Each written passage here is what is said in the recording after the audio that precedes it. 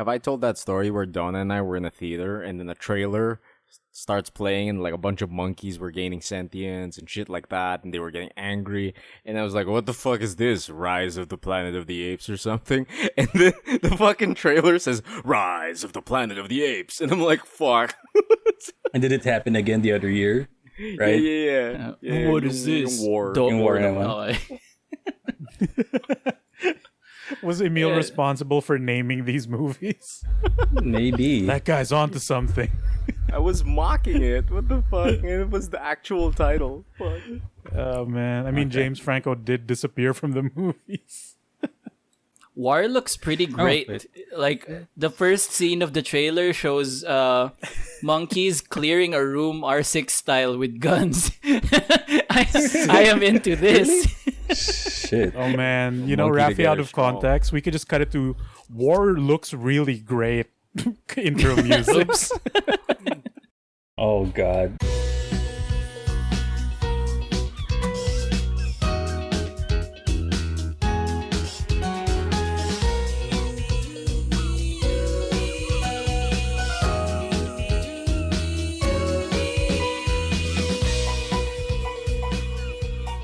Welcome to episode 82 of the Good Trades podcast.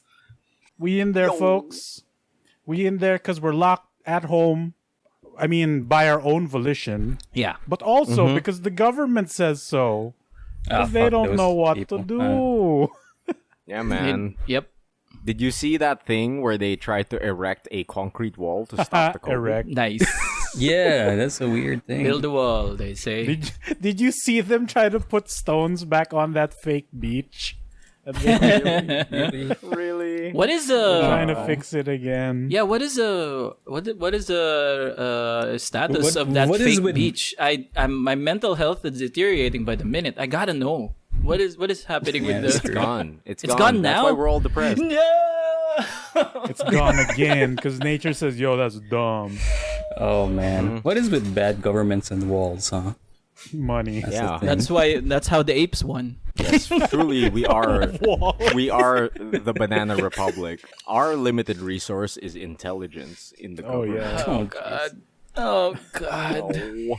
Why? Also in real life. Why are we back here? Why has it gotten worse than it ever was? I hate it. Dude, I hate it. It's the anniversary of our quarantine. Therefore, we're God. celebrating with more quarantine. Oh.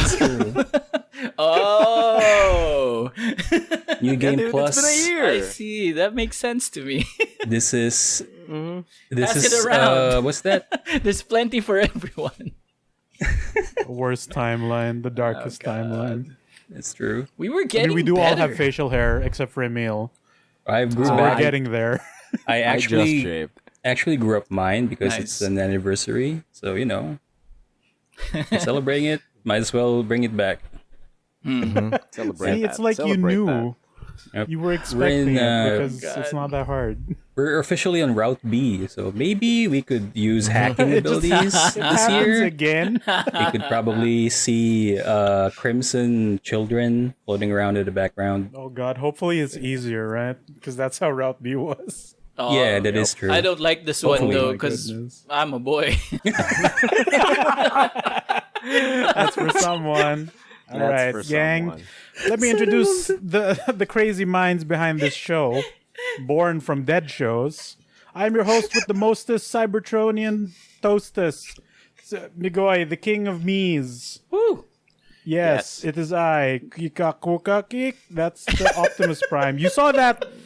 You saw the meteor. I mean you saw the Autobots landing in the Yep, sky, yep. right? They did Yep. the Somebody Genshin wished Impact for it. wish. Yeah, Yep. yeah, I yeah. hope it's a They 5-star. got all 5 stars. Good for them. I hate 5-star them all. Optimus Prime. All right. Yeah. So, yes, 5-star Optimus Prime. The man who said that big ol' lie is Emilio with the dealio. How you going, What? man? Doing What is up? I'm drinking the booze today. It Uy, is bawal the yan. Suntory Horoyoi Grape. 3%. nice, fitting for the newest operator in the building. Yep. Good job. And directly below him on the live stream camera feeds is the big ol' handy chef himself, the cheese factory. Oh, it's gooey. You know it's gooey. You know it's cheese the is Cheesy Chips gooey. artist man. Migs. What's up? What's up, everybody? What's up, He's so everybody? strong he can lift a microwave. Yeah. That's how Got some powerful rock. he is. I have that rock solid foundation, guys. He's Yeah, so rock good. solid foundation. That's 4 suction cups. Cheesy Man. Chips enters the Is it stadium. 4? I thought it was just the one. I think one. Yeah. One big one all over the base. I like this idea of when Cheesy Suction Chips big. Cheesy Chips enters the stadium and everyone just goes this, like the handy chef. Like they're cranking the knob.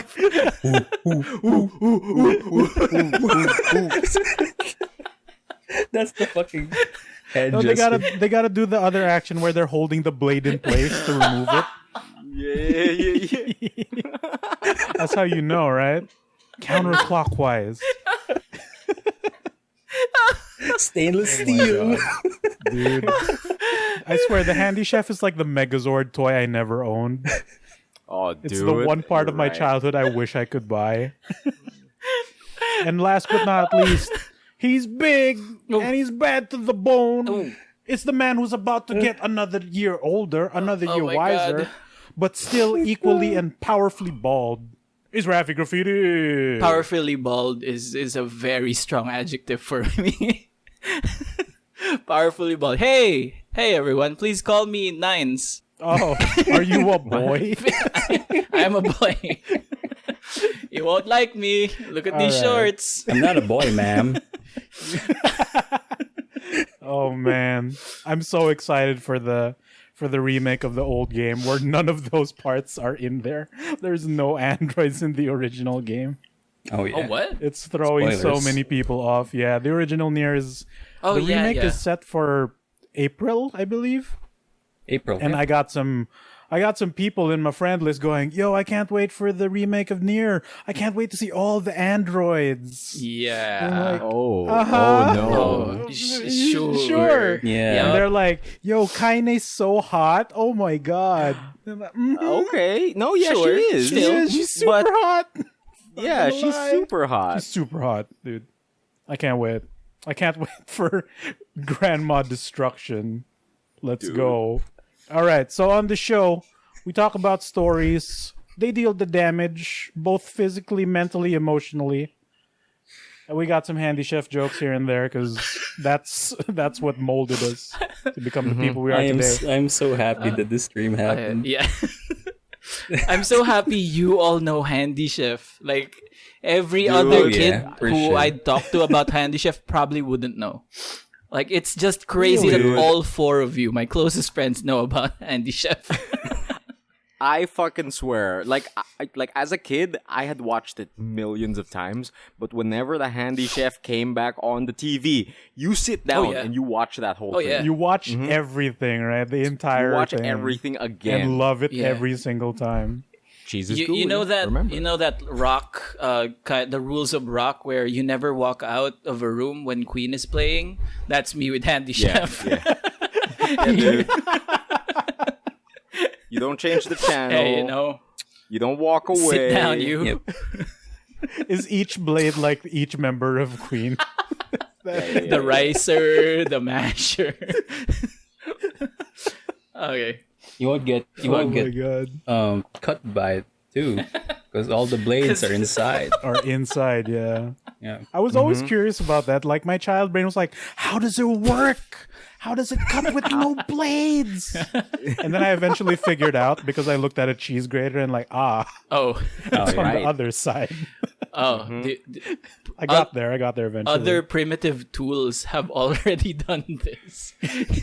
Handy Chef just does it with style. I mean, Yeah, dude. if you look at a knife, that other side isn't sharp at all. So That is true. True? If it was, it would be called a sword, right? yeah, 'Cause that's how swords work. All right, that's enough Okay. pre-show damage. All right. Talking about our favorite Megazord, the Handy Chef. We love you to bits. I hope somebody makes a new version just so we can have one. yeah. We need the handy chef too, especially in these trying times of Yeah, 2020. dude, Handy if Chef we're stuck at home, Remastered. I need to cook. I need to slice carrots in 3 different ways. Yeah. 0 effort, man. God, I thought we were done with damage. The Damage never keeps on stops. bleeding. All right. Yep. All right, to the real meat and steamed potatoes of the show. We're going to talk about our weeks, the media we consume, the games we play, the shows we've watched, the donuts that we've eaten, anything under the sun, indoors and safe away from people. Who would like to start off? People actually have food on this show too, which is amazing. As long as you don't make no mouth sounds. Who wants to start? Raffy, Ban, where's the wife? Wife? Oh my god.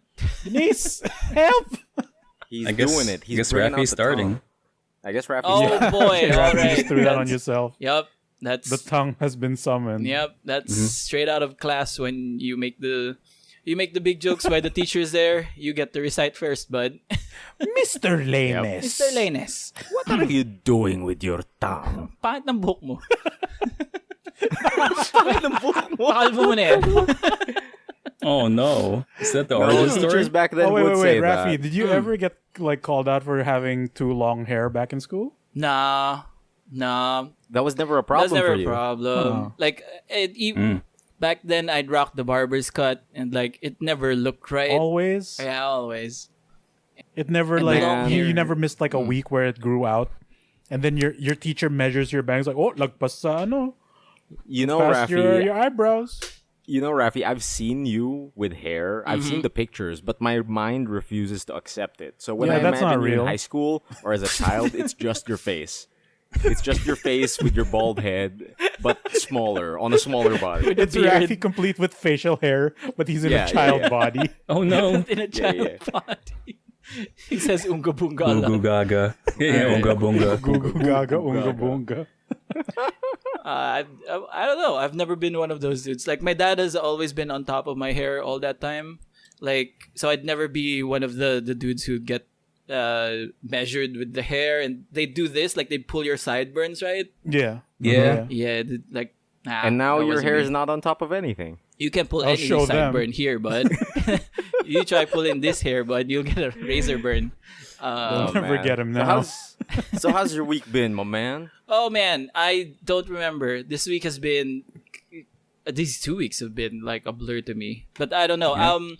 Yeah, there's something I about think these 2 weeks. the biggest thing that happened during these 2 weeks though is a thing that occurred, a phenomenon, if you will, that had descended upon us from the people who really wanted to see a good Justice League movie, and they got it. It's the Snyder got cut. You know it. You know it. It's real. I know it. They released the Snyder cut. It was so true. everyone here has watched the Snyder cut except for me. Is Yep. that right? Yes. pretty much. sir. Damn. Like I just haven't found 4 hours to devote to this thing, you know? You're not wrong.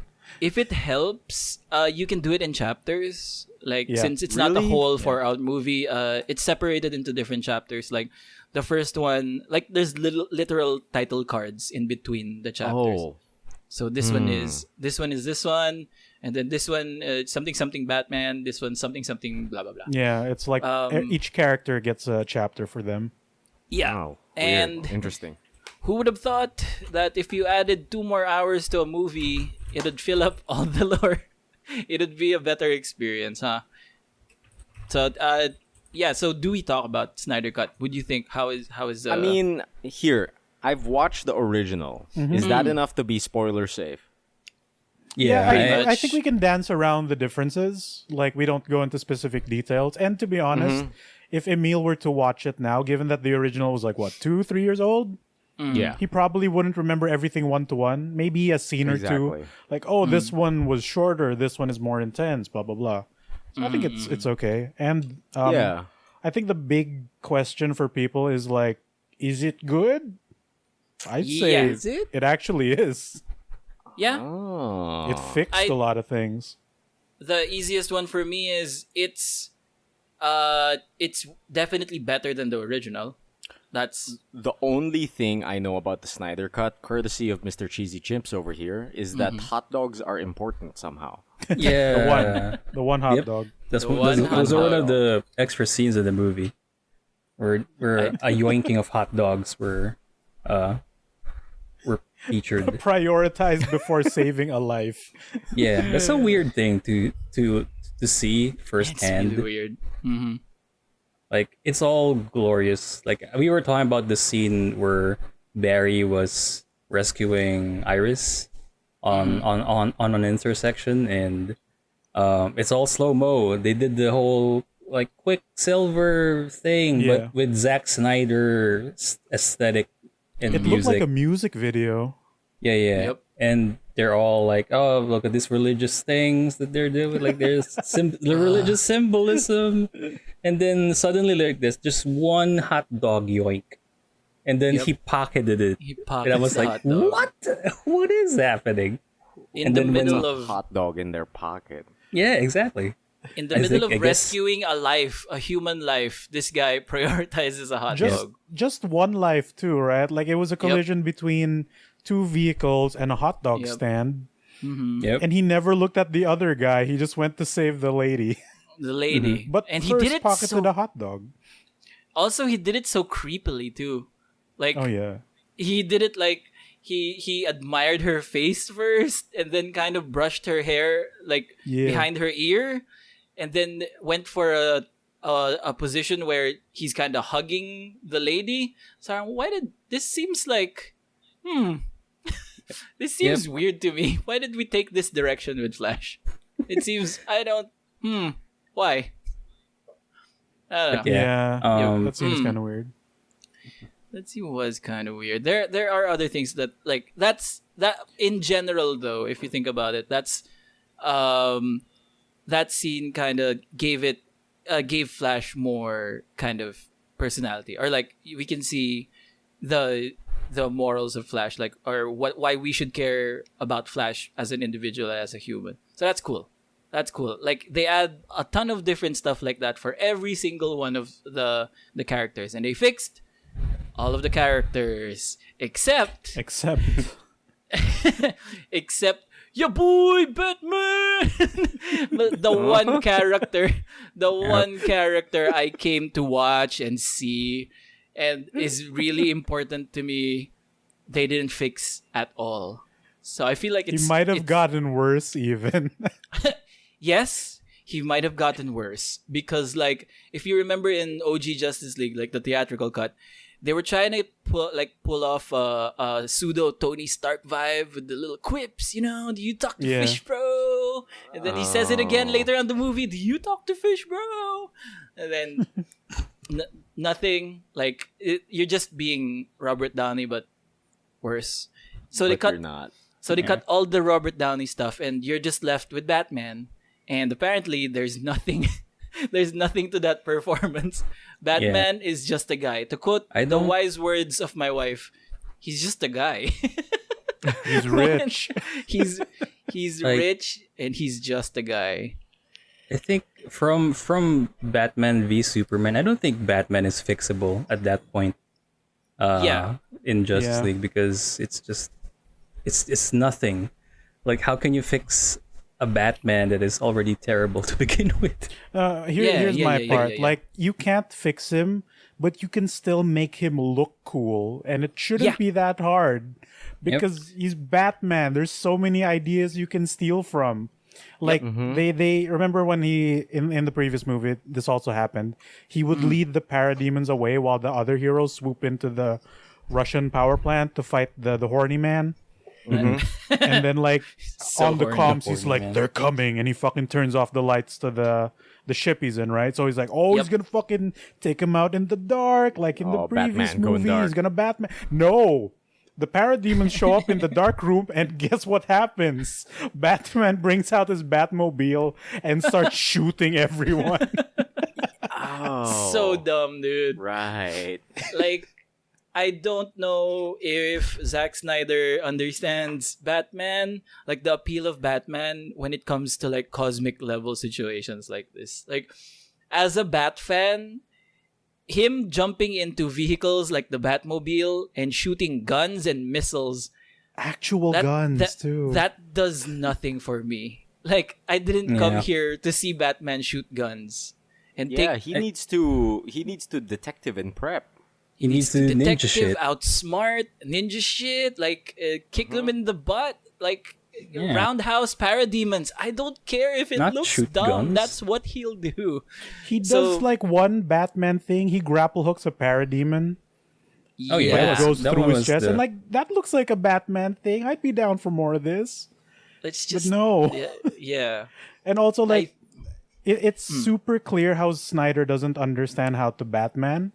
Because even in that, we finally get the group shot, right? Where all the heroes jump in and slow mo. Everyone's doing it. Fucking somehow Aquaman gets to be in it despite zero water being present. And Batman is not even there. He's in a Batmobile. He's physically not there. It's not him jumping out of the Batmobile in a grappling hook or whatever. That could have been it, right? He ejects, flaps, then you get the group shot. Nah. It's the car. The car is in the shot. The ejection would have been great. Yeah. It would have been so easy. God. Yep. I just don't understand. Every time parademons show up, or every time like monsters and creatures come up that seem to be out of Batman's depth, this Batman's response to it is, "I gotta go pilot something." Or worse, Yeah. get a gun. Get a gun. Like, oh, come on. He starts playing Doom. He gets parademon guns and just straight up not even clever shooting. He just walks and shoots Yeah. like fucking like a soldier man. He's just a man. He's just He's a just man. a man. God. I'm so sad. I'm so sad. Like my kind of like my disappointment in that led to the following week of me like because Denise was also kind of disappointed of like who is that guy in the bats? Parang basically ganun. She knows Batman, but like just going off of that, like you're just seeing a guy in a bat suit hopping into That's vehicles. not Batman. That's super not Batman. So I do this whole week after we watch. I search for movies that kind of exemplify Batman in that situation. So that's what I've been doing. I've been looking at animated movies that are like Justice League versus Parademons or Darkseid and stuff like that. So I can show examples of that Batman, of human Batman going up against gods and kind of winning. So I'm trying to prove to Denise that no, he's actually cool, even though He can be cool, right? he It's been can done be before. cool. Yeah, He's more than just a rich dude. Yeah, he's way more. I forget he's rich sometimes, to be honest. Yeah, so kind of disappointing that happened to Batman. He's not as stupid as he was in the first one, where he's like, "Oh, something's definitely bleeding." Oh, Oh yeah, they cut out all the That's Whedon stupid jokes. joke. Blame Yeah, that yeah, yeah. Whedon. Yeah. Yeah, but still kind of nothing. A fun thing though that I also noticed in the plot is that the main deal of the plot is way before, like centuries ago, Darkseid came to this planet, and this is where he lost the mother boxes in the anti-life equation because they got beaten, right? Yeah. Mm-hmm. I found it especially funny that they kind of just forgot that this was where they lost the anti-life equation and the mother boxes, because Steppenwolf was like trying to explain to them, "Oh yo, I found the mother boxes here on Earth," and then Yeah. kind of oh cool. The like the other guy on the other side was like, "Oh cool, you do that, you find them, I guess." Then they do that. They do the whole thing. Later on in the movie, oh, the mother boxes are detecting the anti-life equation here. And this is the planet where we were defeated. It's parang, no, but how did you not Did you just remember though? Completely. I think Steppenwolf wasn't there, but the other ones. Yeah, the And other ones. yeah, How they did didn't know. Darkseid almost died on this planet Yeah. because the defeat was so crushing, and he just forgot. You'd think that you'd think that the people under him would take notes. It's like, yo, Yeah. boss almost got beat here. Yeah. Remember? Someone would have Yeah. taken notes, right? I guess they did kind of like what we do when we have a bad game. That was just a warm up. Let's My try to move my past theory it. was my theory is it was very Okay. long time. It was a very long time ago, right? So what happened was, oh, we're going back to Earth. Don't tell Darkseid that this is Earth. Don't tell that this is where he was beaten long ago. Don't get Then- mad. He will just get mad. We'll just tell him once we find the anti-life equation. Oh, maybe he okay. did kind Yeah. of. Maybe Darkseid kind of hid the truth of like No, He not didn't- Darkseid. His Uh-huh. subordinates hid the Yeah. subordinates. the Okay, truth to Darkseid. All right. that Like, works. My What? defense for the plot holes is maybe they assumed that the mother boxes were destroyed during the kerfuffle, and I think at the time they didn't know that the anti-life was there. Right? They were just Yeah, looking in for the- it. Yep. I think that was it. Okay, all right. Sige. But then I'll for give them him to that just pass. write off Earth, this is like that part Like- is kind of weird. If this thing They handed would my not- ass to me, I would prepare for it They next would- time. I would never forget it. They would at least put a bookmark in one Yeah. of their mothership browsers and says, Yeah. Yeah. "This shit fucked us This up one. before. We'll we gotta run go it back back." one day. Yeah, we gotta hit the lab for this planet. We gotta lab the Earth. Yeah, we gotta lab the Earth. we gotta lab the Earth matchup. Diba? How do you Yeah, sideboard against Earth? Oh God, that is true. Oh man. All right. I feel like we're doing some spoiler stuff. So Oh, I that's don't know. fine. There is one scene that kind of is a big spoiler, but you'll hate it. Oh, I And hate it. I already I know what you're hate- talking about. I hate it. I hate it so much. I threw my burger wrapper at the screen. I was eating a burger wrapper, and when the scene happened, I just threw it at the screen, and my wife got mad. Oh. What was Why? it? What was it? I'll tell you. It's a character. It's a character that appears. So they go into Metropolis and they show Lois Lane being sad that Superman dead, and then Martha, Superman's mom, kind of packs up their life in Smallville because they got repossessed or something. Moves into the big city and visits Lois Lane. And they tell this great story and they tie it up and they say, kind of, these two people are the only two people that know what they really lost. Because they both know that Superman was Clark Kent and vice versa, right? So it's Yeah. only these two people in the whole world that are going through the exact same loss, right? So that's great. That's great. So Yeah. They have this cool emotional moment. Martha leaves Lois Lane, kind of inspires her to come back to the world of the living and rejoin and not be mopey anymore. Martha leaves. As soon as Martha leaves, she transforms into the Martian Manhunter. What? Wait. Yep. It's so stupid. Why? Ask Zack Snyder. I don't know. Because Why was she the is Martian- the key. But why is I the don't Martian know. Manhunter playing along with this? What's the purpose? Like, I don't know, they're going to need, she just mumbles, I think that they're going to need you, Lois Lane, or something like that bullshit. Yeah. Like, it ruined the whole moment of having that connection between these two women. Yeah. Right? Actually, that Come conversation was just on. thrown out the window completely. For Like, what fan the- service that Raffy- doesn't amount Yeah. to anything. For shameless fan service that John Jones is in the movie. That's it.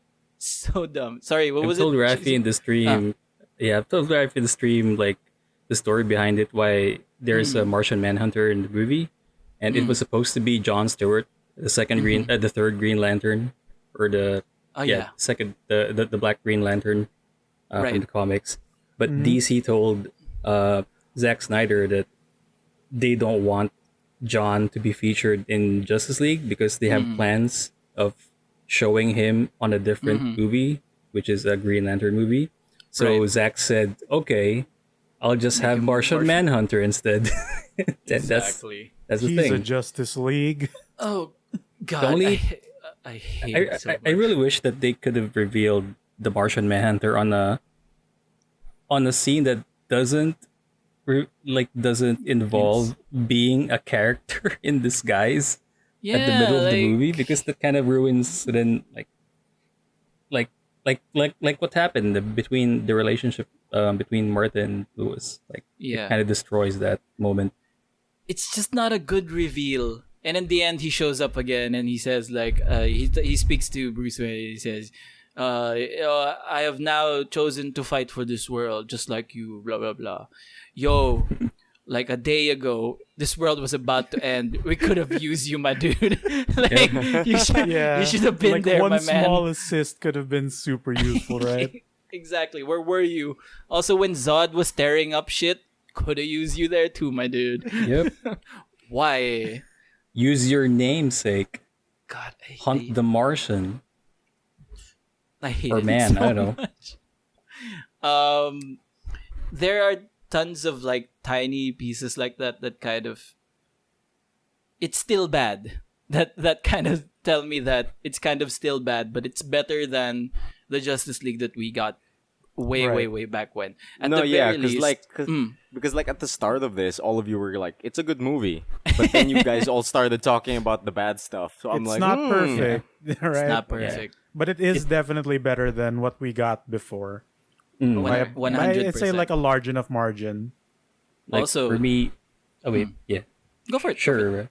No, because I'm just gonna say my take on it. Like, Yeah, yeah, go. I generally like the movie better because they did cut a lot of parts where it feels weird because of Joss Whedon. But they also added, and yeah, they also added extended cutscenes where if it isn't in slow motion, it could have been like under 3 hours. But because of all the slow motion that were added on the extra scenes, it become 4 hours. The only thing that I really don't like about the movie is that they are so close to making it really interesting, like FF7 remake levels of interesting at the end, and then they back away because they don't want to ruin the core plot of the movie, which is sure, but you could have done it. You're already doing it. You're already there. doing a lot of things that are different at the end of the movie, and they still double down. no. I mean, they still take a step back, and went to the original like plot, the third act, which is Yeah, they're trying to shortcut the whole like cinematic universe thing in kind of a bad and lazy way that I don't like. because And that's- I'm not. Can we spoil it to Emile? I think. No, I don't. I think we've gone deep enough. Not that Yeah, one. okay, Yeah, okay. yeah. We're not I'm gonna still gonna spoil it. watch it. I'm still gonna watch it. Yep. But I'm just saying, they kind of they kind of forked it, Oh yeah, and then they came back at it like after a minute of forking it, they went back at it. I hate it. Let's It kind say of some good makes- stuff. No, sorry. Go No, go yeah. for it. No, Go like, ahead. Go ahead. Like the direction that they wanted to steer it into kind of makes the current movie, like their current victories, moot. Because hey, it's gonna take a bad turn anyway. So did it really matter? Maybe. Hey man, but if Oh. if we're talking about the whole like multiverse part of things, you could also say that the theatrical release was just another universe. There's They still all that exist. option. There's that option, I guess. That's how it is in my head. Like, I can enjoy both as separate movies because of how different they are. That's how big of a difference both are in contrast to each other. In my head, I would want to watch this cut again. I'll never watch Justice League, the theatrical cut, ever. I Oh, yeah, yeah. kind of Like, want to I am revisit so the good. theatrical one because I want to compare the differences. Just to see the differences, yeah. You know a similarity, though. My What, man. Batman. Yeah, they got one, right? They kept Yeah, yeah, one. Oh yeah, my man. Yeah. My man. Okay. And it felt better than Yeah, felt that was a better lot than the more other one. natural than the yeah, rest. yeah. Was there a booyah? No, not this side. No. Oh, No, they got rid of it. God damn it. Got rid of booyah? Yeah. Got rid of Booyah. They got rid of the That's fine. the Danny Elfman soundtrack for some reason. You I know, didn't hear any I have one Batman completely themes different. anymore. Yeah. Like, I have one question. Go for How it. is the Joker?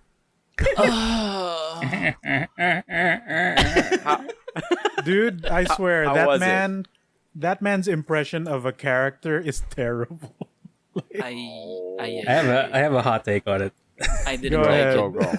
Go. I kind of like it. I kind of like the What? scene at least because of the dialogue, but not the No, no, no. delivery of Jared Leto. My issue is just the delivery. I think Yeah. like as a character, I can believe him Yeah, as existing in that world, but like Jared Leto's Fucking acting of the character is like it's like a bad cosplayer trying to do an impression of a character he Yeah. knows nothing about.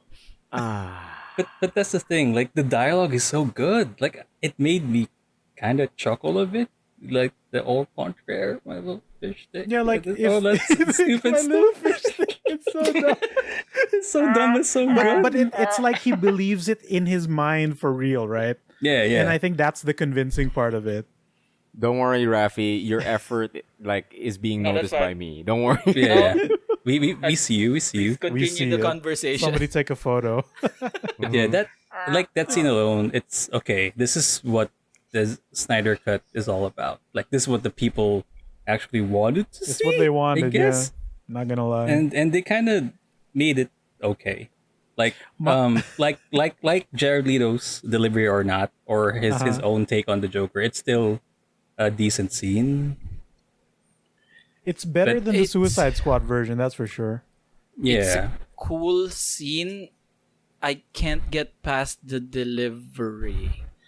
What? No, honestly, here- Yeah, go ahead. honestly, when he started talking, I don't know the words that he was saying. I was literally hearing in my head all the time. 15 minutes of and I don't know what words were exchanged between both of them. It's mostly Batman. Something. He We live says in a the line, society. though. Yeah. That line. fucking line didn't even like made it in the cut. It's it's just for the trailer. Yeah. People are fucking mad about it. It's Come funny. on. All these I think jaded the line dudes. is believable anyway. But my issue with that extra scene, like the setup scene, is not the conversation. Sure, it's more like the lack of urgency. Oh yeah. They Because the stopped it. setup is like, oh fuck, we gotta hide from Superman because he's evil and he's got super hearing. He'll find us, right? Mm-hmm. And then Batman and Joker have like a fucking lovers Yep. quarrel out in the Yep. open after saying that we gotta go. Yeah. Hey, but this guy, this Batman is wearing the tactical suit, so The that wasn't Gotham- tactical at all. I don't know Yeah. how. The nightmare I don't know. suit. Oh god. Yeah, and also like they have this lovers quarrel, but it's also been implied that they've been fighting together for at least an extended period of time. Yeah. So why are they having this discussion now? And why is Batman only losing it now? It's like, I don't know, maybe that's the This only is- time they've been able to talk to one another yeah, again. but like this kind of like the dialogue exchange they had is usually reserved for the first time the team up happens, Right. yeah, right? That's true. and not like, oh, we've been fucking hiding from Superman for what, like at least a week, maybe more, Yeah. possibly more. And I'm like, this setup is really, it's interesting, but it's It's so lazy. It's know? a joke. What a joke of a scene. It's a I'd joke. say. I see it. It's a bad impression of that lady from Monsters Inc. that- Wazowski. Yeah. Or It's a That- bad Squidward laugh, basically. that old internet meme of like that lady slipping on the grapes and then hurting her back, and she goes, Oh, yeah. Grape lady. Mhm. Grape lady. Yep, that's what I remember. Let's say some good things about it. It's not all bad, right? I'd say the number one thing is Cyborg is restored to the original vision that they had for Cyborg. Cyborg's great, man. And Cyborg is pretty great as a They character. fixed him. And I can't fathom like for the life of me, I can't fathom why they'd cut him out in the first place because so much of the story goes through him. Right. Like, we now And- kind of understand like the accusations at Yeah, Joss Whedon. exactly. No, even in the theatrical cut, you could tell that Cyborg. It was centered around Cyborg because he was also kind of like the Deus ex was- machina of the entire plot. Yeah, he was Yeah. the Oh, I get it solution. because he's a machina. Yeah, there's that too. He's an actual machina man. But without him, they couldn't solve the problem in both versions of the movie, right? Right. So the fact that they didn't explore his backstory enough, you got bits of it in the theatrical one, Yeah, but it wasn't enough to warrant him as a key character, right? yeah. But So I feel like This Sorry, was go. like they fixed him. Like at least Yeah. they made him like understandable, and he probably had like the coolest head amongst all the cast too. Yeah. And like the not even just the story and like the plot points connecting, even like as the heart and emotional core of the movie, like he's that. Like why would you take that out? Like the human element in this whole thing runs through Cyborg. But Right. he's a robot man. I know, He's- but like he's No, that's Beep the boop. double entendre, right? yeah. He's Yeah. more man than machine. Yep. And the machine is literally also the thing the bad guys want because he's Mm-hmm. made from the mother box. So I don't understand why cutting that out was done like in the Yeah. theatrical cut. Like it seems like a huge disservice like to do that. Yeah. Right.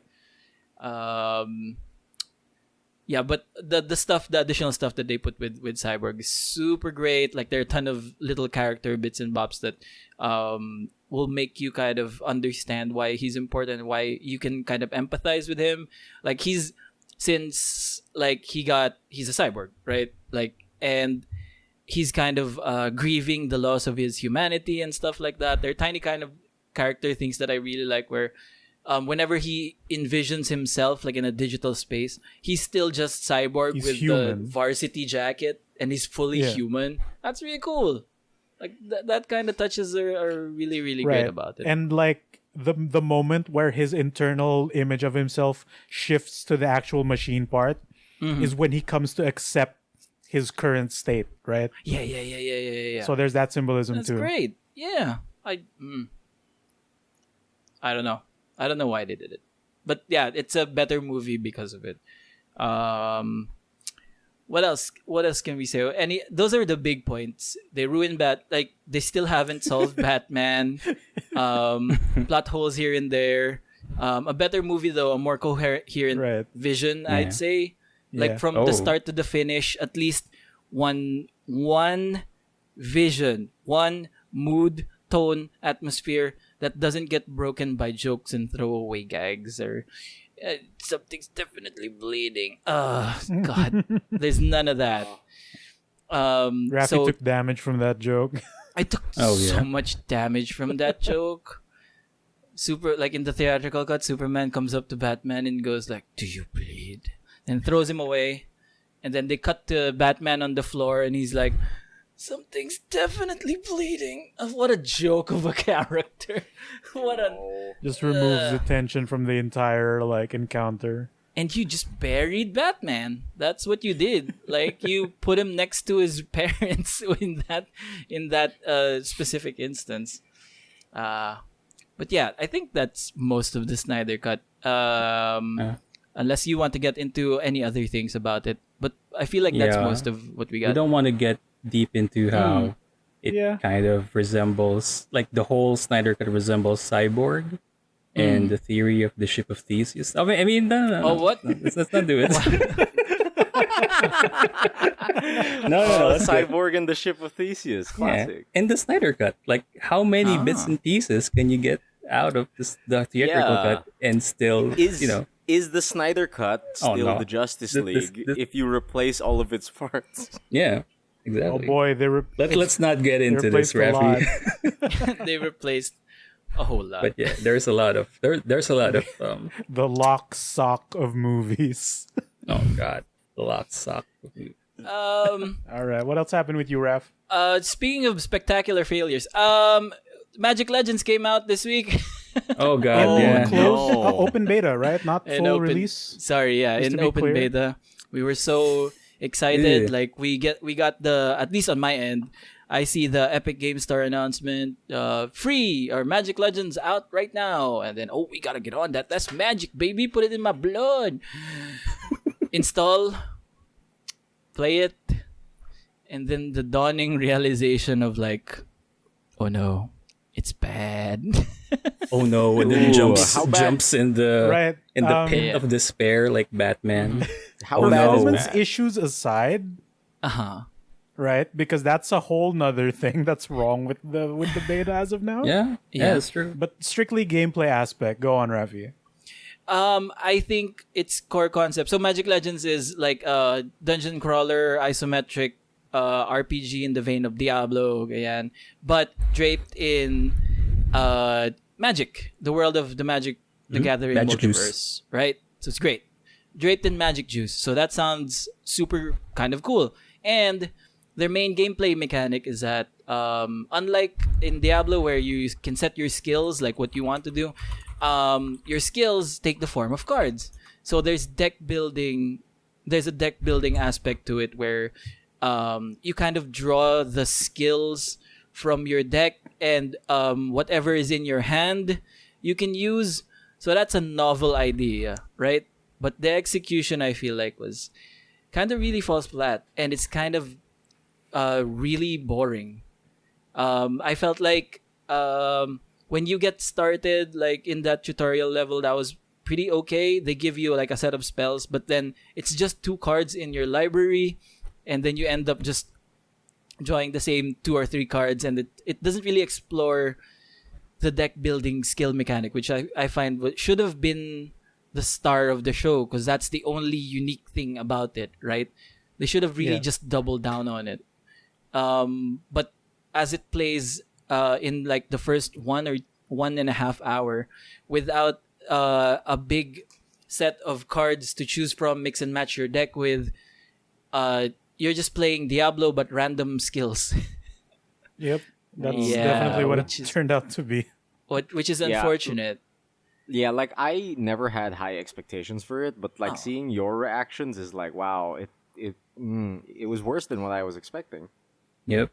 Yeah, the only thing that kind of drew me to it was that specific mechanic, actually, like the fact that you can, like, a TCG mixed with an RPG, like a Diablo. That sounds super cool, like super unique, and I wish they just leaned into that more, because like the end product is, kind of nothing. They didn't really play their moments right. Like they didn't play to their strengths, which is like, yeah, put the deck building at front and center. Like give us all the cards immediately, right? Right. Because it would have been really really cool to have. For example, I rolled a necromancer. As you know, I am big necromancer man. I've been necromancing since the end of time. My color in Magic is black, so I rolled the necromancer. It's great. Made him a big chonky boy, and I just wish that from the get go they gave you a whole bunch of cards and skills that you can be like, okay, this goes into my deck. Like this one. I'll put like multiple copies of this one, so I draw it quicker and it comes out like more consistently. All that stuff, but they super bury that mechanic until like 2-3 levels after, which is like an hour and 30 after. So I just got bored. Plus, on top of everything, it performed really, really bad. Oh yeah. Like the frame sure. rate was terrible. It kept like stuttering, and even on the lowest settings, it was struggling with this mid-range laptop. So I had a feeling that it wasn't it wasn't the hardware thing. It was kind of the software. Yeah. So it's just I a think it's trashware. server-based problems because they're only set in the States right now. And American users weren't running into the same frame rate problems we were. So I assume it's like a server ping issue where it's constantly pinging back and forth, feeding the info. But because we're so far away, it comes in super delayed, and that somehow affects frame rate performance, Yeah. which is weird. I guess so. Did I know both Miguels have played it. What do you guys think about it? All right, Shit. so yeah, Shit. Migs really wasn't having a good Trash. time on stream, Stinks. Yep. I only played I- it just because I could stream it, like for content. and then you switched to Tekken. I switched to immediately Tekken, which runs Immediately. buttery smooth. as And I'd evident. argue even more graphic intensive, right? Yeah, it's true. Yeah. Jesus Christ. Yeah, go ahead, Biggie. So yeah, I wasn't keen on it the moment they announced it.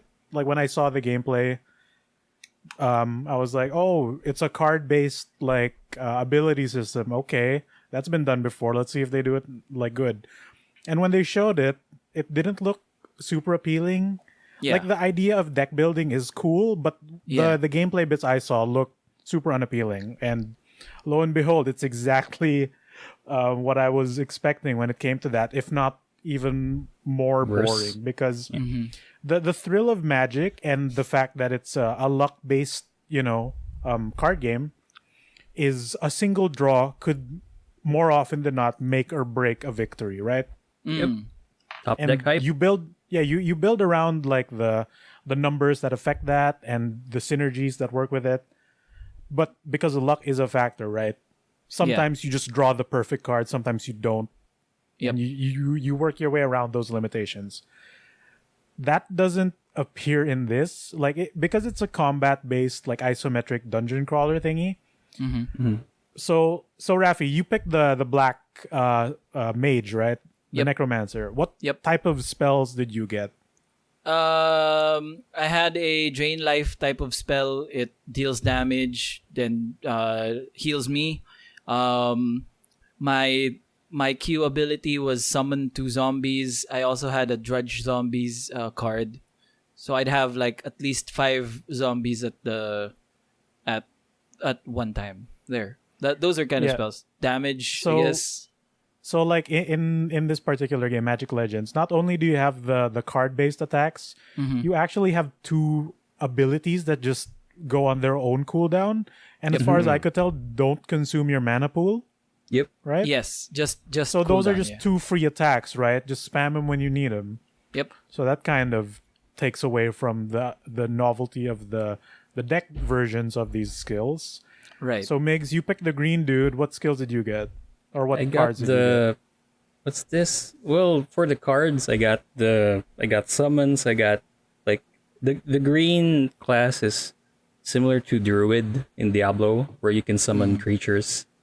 So big green spells, and then there's like Saprolinks. an overrun. No, the saprolings are the enemies there, Oh, but they have an overrun skill as a card that has like an AOE or a straight line like damage over time thing that's happening. Oh, but like yeah. the little stampede that comes up. Yeah, or the Okay. Llanowar trio that shoots arrows on top Okay. and like an AOE. But yeah, those cooldown skills, I could understand the function in it. I mean, the function of it early game, because they are trying to make you build the deck, right? But since the decks are on, like the deck skills are also on cooldown, and they kind of shuffle in your quote unquote deck again, so there Yeah. isn't that much frequency on where you can use those skills again. So they need to have at least one cooldown or global cooldown skill for you to use on the rotation, so that it won't be as boring or like the flow won't stop It'll be because more of consistent. lack of decks. I mean, lack of cards on your deck. Because on level 2, you just have 3 cards, and you have to like rotate them.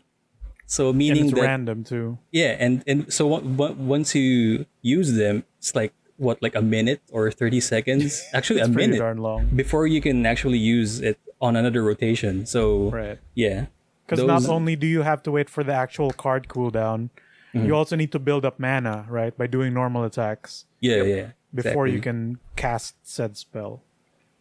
All right. So I picked the I picked the fire deck, which funnily Oh. enough, you're not a pyromancer. Yeah, you're a Yeah. geomancer. Instead, you're called a geomancer. The hell? I don't understand, Earth. but whatever. Yeah, You're just Chandra, right? Uglier Chandra. Oh, And I played basically as much as you guys did, if not a little bit further, not too much. And there were times where I forgot that I had cards because the skills Q and E were functionally equally as good and effective. Kind of, yeah. Yeah, you can 'Cause, just like, spam those two skills. The fire Q skill was just an AoE fire burst that was strong enough to kill almost everything around me. Then the other one, the E one, was like a jumping attack, just like you'd find in MOBAs, that would cause an AoE on impact. Cool. Right. And I got what, like 4 to 5 fire cards, but only had a hand of 2 for some reason. And guess Yeah. what they all were? AoE fire attack. Yeah. AoE around me, AoE in a cone in front of me, AoE in a straight line. Weird. That's What the- all they were. Boring fire attack. Thematically, Yeah. they're on point because that's what RDW is. That's what a Yeah, red and I bird summoned deck a is. 4/3 elemental one time, maybe. I can get Yeah. 2 to 3 of them out. They're pretty strong. But, like, here's the thing. You described your skills, and they do what they do in Magic, respective to their colors. But they're all, for the most part, functionally, AoE attacks. Yep. Oh yeah. If in the same or not similar type of vein. Yeah. Here's a So cone, is here's a straight everything- line. So is everything just an AoE attack? Is there no other creative attacks or like, AoE or abilities in this summon. game? AoE or It's- summon, and I think that's Yeah, what I got. That's the only thing. I know there's in the trailer for the game there was like, oh, you can summon creatures and you can give them a temporary buff with like, here's fucking charge for white. They get +2/+0 and for 10 seconds, whatever. Yeah. So maybe the others are more, they play nicely with creature combos and whatnot, but the base game is a bit too similar to each other when it comes to all the abilities. So that's already kind of boring. And yeah, like the joy of Magic is how crucial these card draws can be. But in what we've played of Magic Legends, like I straight up forgot I had spells in the keys 1 and 2. Yeah. And I would forget what I was pressing because for the most part they look the same. Oh, fire attack. Oh, other Yep. fire attack. What? And Yeah. even the card icons, because they're so small, like You don't what know does what that one is. do? Yeah. Like, yeah, oh, it's it's true. the cone one, sure. Instead of the AoE one. And Now that you mentioned it, like I don't know what, like my Q zombies. I don't know the difference of them between that and my card drudge zombies. They're just basically zombies. They're the same people. No. this is just zombie buttons. You get 2. I think like it also doesn't capitalize on like what a lot of people find cool about Magic, which is the interactions between cards, Yeah. right? Like Right. the combos, man. Like I wanna summon the Isochron Scepter and put counter spell on it or some shit, whatever. Like some broken shit. Like find cool interactions between cards that make you want to have those 2 cards in your hand together. So when Right. you play them both, they'll do something cool. But as far as Exactly. I kind of experienced, none of the cards interact, right? Yeah, Like- they're all like- just useful individually. They're all basically just damage. This is damage. they're This all is damage. This is a zombie that makes damage and 2 friends. Yeah, and you're like, I don't care if he dies. I can just make another one. Yeah.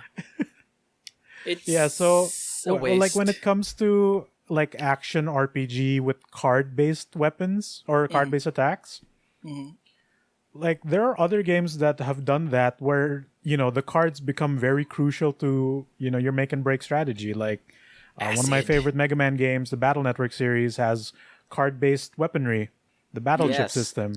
Love that And game. while you can unga bunga your way through the game, there are moments where like, I wish I had a heal chip right now. Then you fucking draw your cards and like it's not there, but it has a sub mechanic where I can sacrifice 3 to add more cards in my next roll. So I need to survive until that happens. Or like you pull out your summon chip, which is like the perfect answer for this current scenario.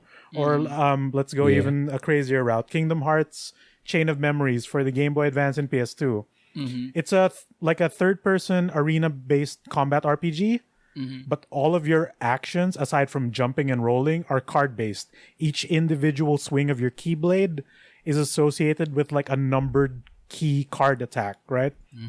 And how that dynamic works is the greater number will beat out the lower number if your opponent has that or is attacking with that. Except for the wild card, which 0 will beat the strongest number, etc., etc. Right? So even if the action, like say you're gonna summon fucking the genie of the lamp, but his card value is 3, and your opponent just has a stronger physical attack of 4, it'll beat out your card no matter what, right?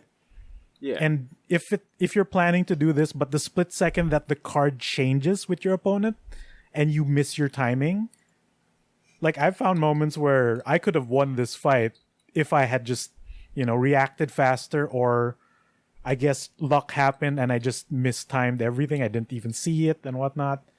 So I never found that scenario, or I'm having a hard time imagining that scenario happening with Magic Legends, where a random card draw from my deck is going to be the crucial game changer for this combat scenario. So it doesn't feel fun to draw cards. It doesn't feel fun to cast cards.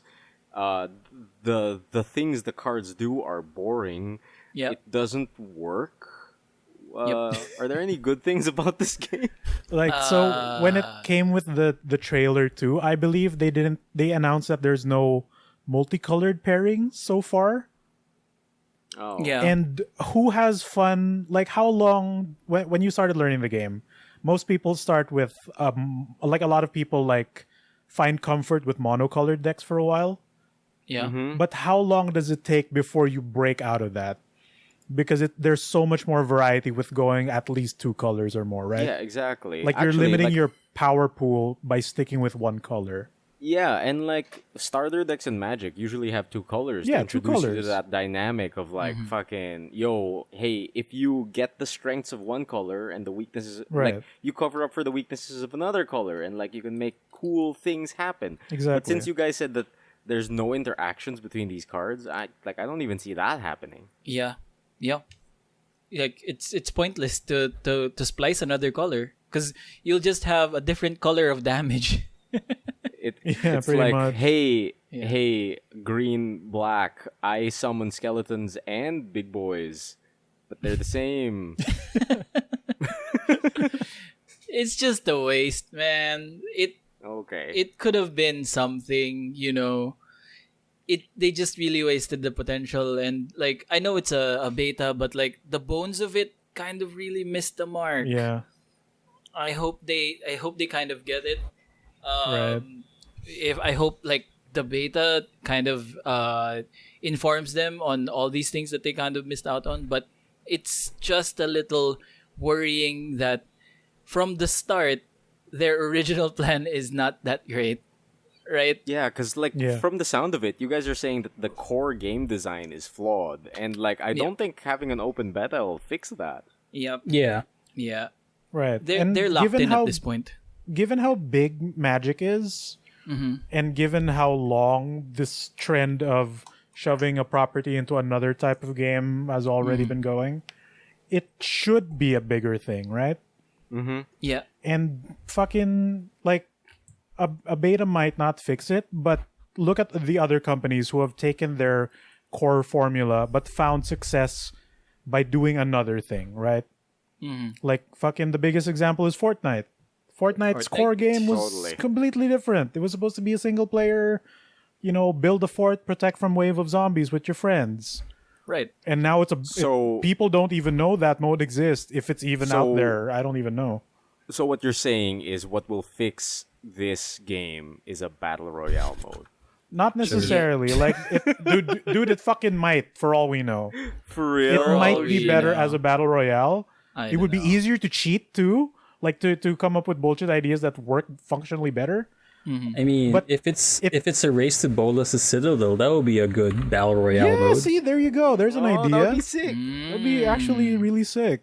But you know, it might be easier for them to just copy a popular formula and just work off that. That might actually save it. Oh, I hope so. God. Or hell, turn it Man, into like- Dota. That might be more fun. Wizards has just been like misstepping on a lot. Like, is Magic Arena even out on phones? Because like Yes. I can't find How it. is it? Oh, How fuck. is it? Has anyone That tried thing it? again. It's out on officially on mobile for Android and iOS, but because we're under Tencent's distribution for Magic, 10 cents And mercy. and take note that Magic products, some of them have codes to redeem for Magic Arena, but Yeah, not that for we don't us get. because they pull out the codes. It's the same Why? reason. Yep. Tencent is stopping the release of Magic Arena for digital here. You can get it I'm if just you imagining if you some could change guy, your region. some guy. Yeah, Yeah. I'm just imagining some guy at the Tencent office with all those codes going like. I'll never lose. Tapos puro starter deck cards. Puro wild cards. Yeah. But yeah, I actually was able to download Magic Arena on mobile, and Yeah? the UI for the when you play is a little different, and I Okay. don't think it translates well Oh, really? because you know how messy Magic board games like the board state can become when you just have so many fucking things on the board. Oh, yeah. okay. I think I know what you mean. Instead, you know how in Arena when your board gets super messy, it just compresses everything. But you can still click on everything. You can still see everything on the single screen. In mobile, it lines them up and makes it so it scrolls off screen. Oh. That's not great. What makes it not, That's not what great. makes it worse is that say you're activating an artifact that's on the very far right of the screen. And you wanna like say Witch's Oven, the cat that's attacking, that gets sent to the very far left of the screen. Okay. So you tap your oven, Oh, your cat is no. nowhere on screen, and what? You gotta click and drag your creatures. Right. The game doesn't understand that you want to do that. Instead, selects the first thing you tap and ends it there. It doesn't even allow you to no. scroll. So I feel like something's Ala. missing with the programming. Yikesy. Oh, And- no. The appeal of mobile games is quick and easy games. Yep. Like you know how like Emile, how long does a Teppen match go? 3 minutes Teppen at match most? goes like maybe 3 to 5 minutes. Yeah, how long do Magic rounds go? At the Depends. least. 30 minutes. Game 1 namin na 15, Raffy, 30 30 minutes. minutes. Yeah, yeah, yeah. As yeah. long as 30. 45, as long as 1 hour. Yeah. Yep. Yeah, I don't think that works on mobile. Oh god. Yeah, it'll rinse your battery probably. That's the Dude. thing. There's this hour ongoing going? joke right now on Twitter where what will happen first, melting my phone or the game crashing? And then he shows like Miggy's what Miggy is using on Magic Arena, that type of soul tide deck where it does like scoots All right, yeah. Imagine Raffy. The swarm Scoot Yeah. swarm thing? triggers in Yeah. your mobile phone. Yeah. Oh Jeez. god. Yeah. Imagine the thing that crashes your PC. Yep. Like 500 Scoot Swarm triggers, where it'll Yep. make 500 tokens. Imagine it thing on that your Each phone. land crashes- drop. The thing that crashes people's brains while they're playing on an actual table. Yep. Yeah, it will just set your phone on fire. It'll True. probably just do a push notification of like, you win. Concede na There's sir or problems. something. I don't know. Like yeah. it works, but boy, there's But- there's But UI truly, problems. the real battle is between the phones of those who are fighting. Whose phone will die first? Yep. That's how you know. My phone's down to 5, dude. So my phone's down about to to die. 5. I do like Yeah, the yeah. trailer though. They got Danny Trejo back as Day 9's roommate. Dude, they got the rat from Ratatouille. They got What? Patton The rat from Oswalt Ratatouille. as Patton another Oswalt. roommate. Yeah. I like that. I like the trailer. The trailer's funny. yeah. I like it. Yeah. Problems though. Yeah. Not new Magic release is not doing that great. New Magic games not doing that great. Magic Yeah. Legends specifically. That man, that- legend needs to be untold. I'm just gonna add that ad for Magic Arena really made me smile because Okay. they just filled it with Patton Oswalt humor. Like the fucking chore wheel. That's a fucking bit. Chore wheel. It's The so good. expense of day 9. Yeah. It's so good. But yeah, don't download Magic Yeah, Legends. don't. Like you can easily see the thread of like when I posted stuff about it, I posted an article that I did. Like I did hours of research, or at least an hour 30 of research. Like this is coming out. This is this. It has this. Post it, tag people in it, and then we start to play. You can see the comments of like, no, abort, Oh, no. abort, no, it's bad. I regret. Don't download. It's not just it's bad, it's boring, right? It's like it's Yeah. all even of those without things. without the fucking laggy frame rate, it's just there's no substance to the game. And Yeah. it's disappointing. I think that's the worst part. Yeah. Like whenever I play hack and slash action RPGs, I always feel fun and the addiction factor of it because you got loot. Magic Legends loot system is so flaccid. It only gives you 5 gold. Where's the I was loot about system to in say, that? what loot Diba? system? What loot I didn't system? know. Like you I make a didn't hack and even slash know. game, it I didn't know. has to have that kind of like feature or mechanic that reels players in to play it more. Like the loot system, but Yeah, Magic doesn't yeah. have that in it. You gotta get like the addicting factor in it, right? Yeah. Anyway, I don't want to. Yeah. Let's not talk about that Yeah. trash fire. Yeah, don't say I mean, bad games. I guess the funniest thing or the best thing that we got out of that was the man in blue. The Man in Blue. Yeah, the man That's in blue. bullshit too, dude. Because you see this planeswalker fighting another planeswalker, and you're like, oh my god, who could that be? The name is written in Man in Blue, but the next time he speaks, it just says Ral Zarek. Ral Zarek. Yeah. And then when he speaks again, it goes back into Man in Blue. Yeah. This is Migs getting spoiled on who's the Avatar villain? The Korra season 2. oh, He's yeah. getting subtitle Yeah. spoilered. Netflix subtitle spoiler. Except this one it's in reverse. Like you see the character. It's just this is Ral, Yeah, not man in Yeah, blue. it's the What same we voice know actor about? too from Arena. Yeah, that's the other Yeah. good part about that game. They used the voice actors in Arena. So That's what Ral, makes it extra disappointing. If they kept that Oh, that is consistency, true. why is the game kind of poopy? because it was developed by a different studio. Yeah, I guess. But come on. Damn it. Anyway. I hope They it gets tried. better. Yeah. It's I not hope. out yet, so I it could hope. be. It could get better. I hope there is potential. Like the system is novel. Like I think to like the only action game card battler that I know, which is Acid. I think Acid 2, Metal Gear Solid Acid 2. That was That's action more of a card tactics I battler. love game, Acid. too. Isn't that great? That's really good. I So- love Good game. Acid. That could be something. It could be something. Metal Gear Acid was. Us- I love It's that not game. canon though. We Sad. need a new one. Oh, It's fine. We need a new one. All right, I think that draws my week to a close. That was All quite a lot. right. Let's just bring it to this week's. Oh, flexing like a move. Oh, no, that doesn't work. What is that? Is that the Snyder Cut version of Flexing Like a Move? Did Gotta the change it soundtrack up, Raffy, change? what's happening? I was doing Bon Jovi. Flexing Oh. like a move. Down. This is for the ones who watch the Netflix. Down. Flexing like a move. All right. What, is let's next just- week gonna be like Rick Astley's flexing like a move? Flexing Flexing like a move. like I can feel Denise judging you from behind you.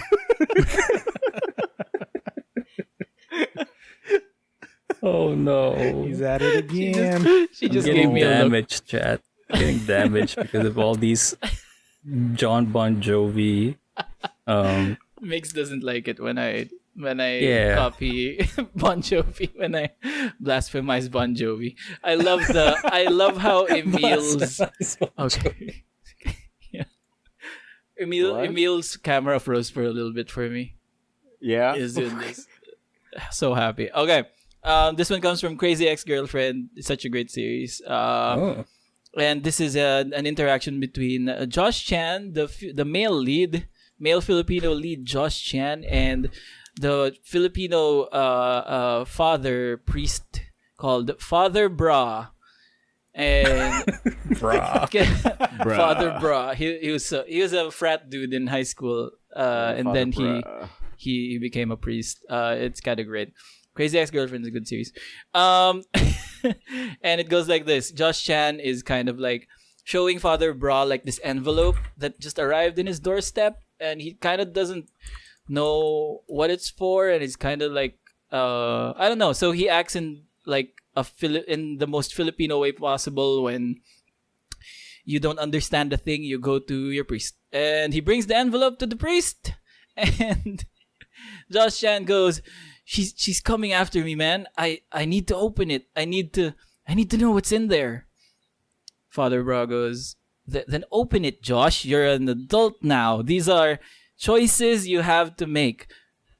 But what if there's anthrax in there, or a dead body? You think What? there's a dead body in that envelope?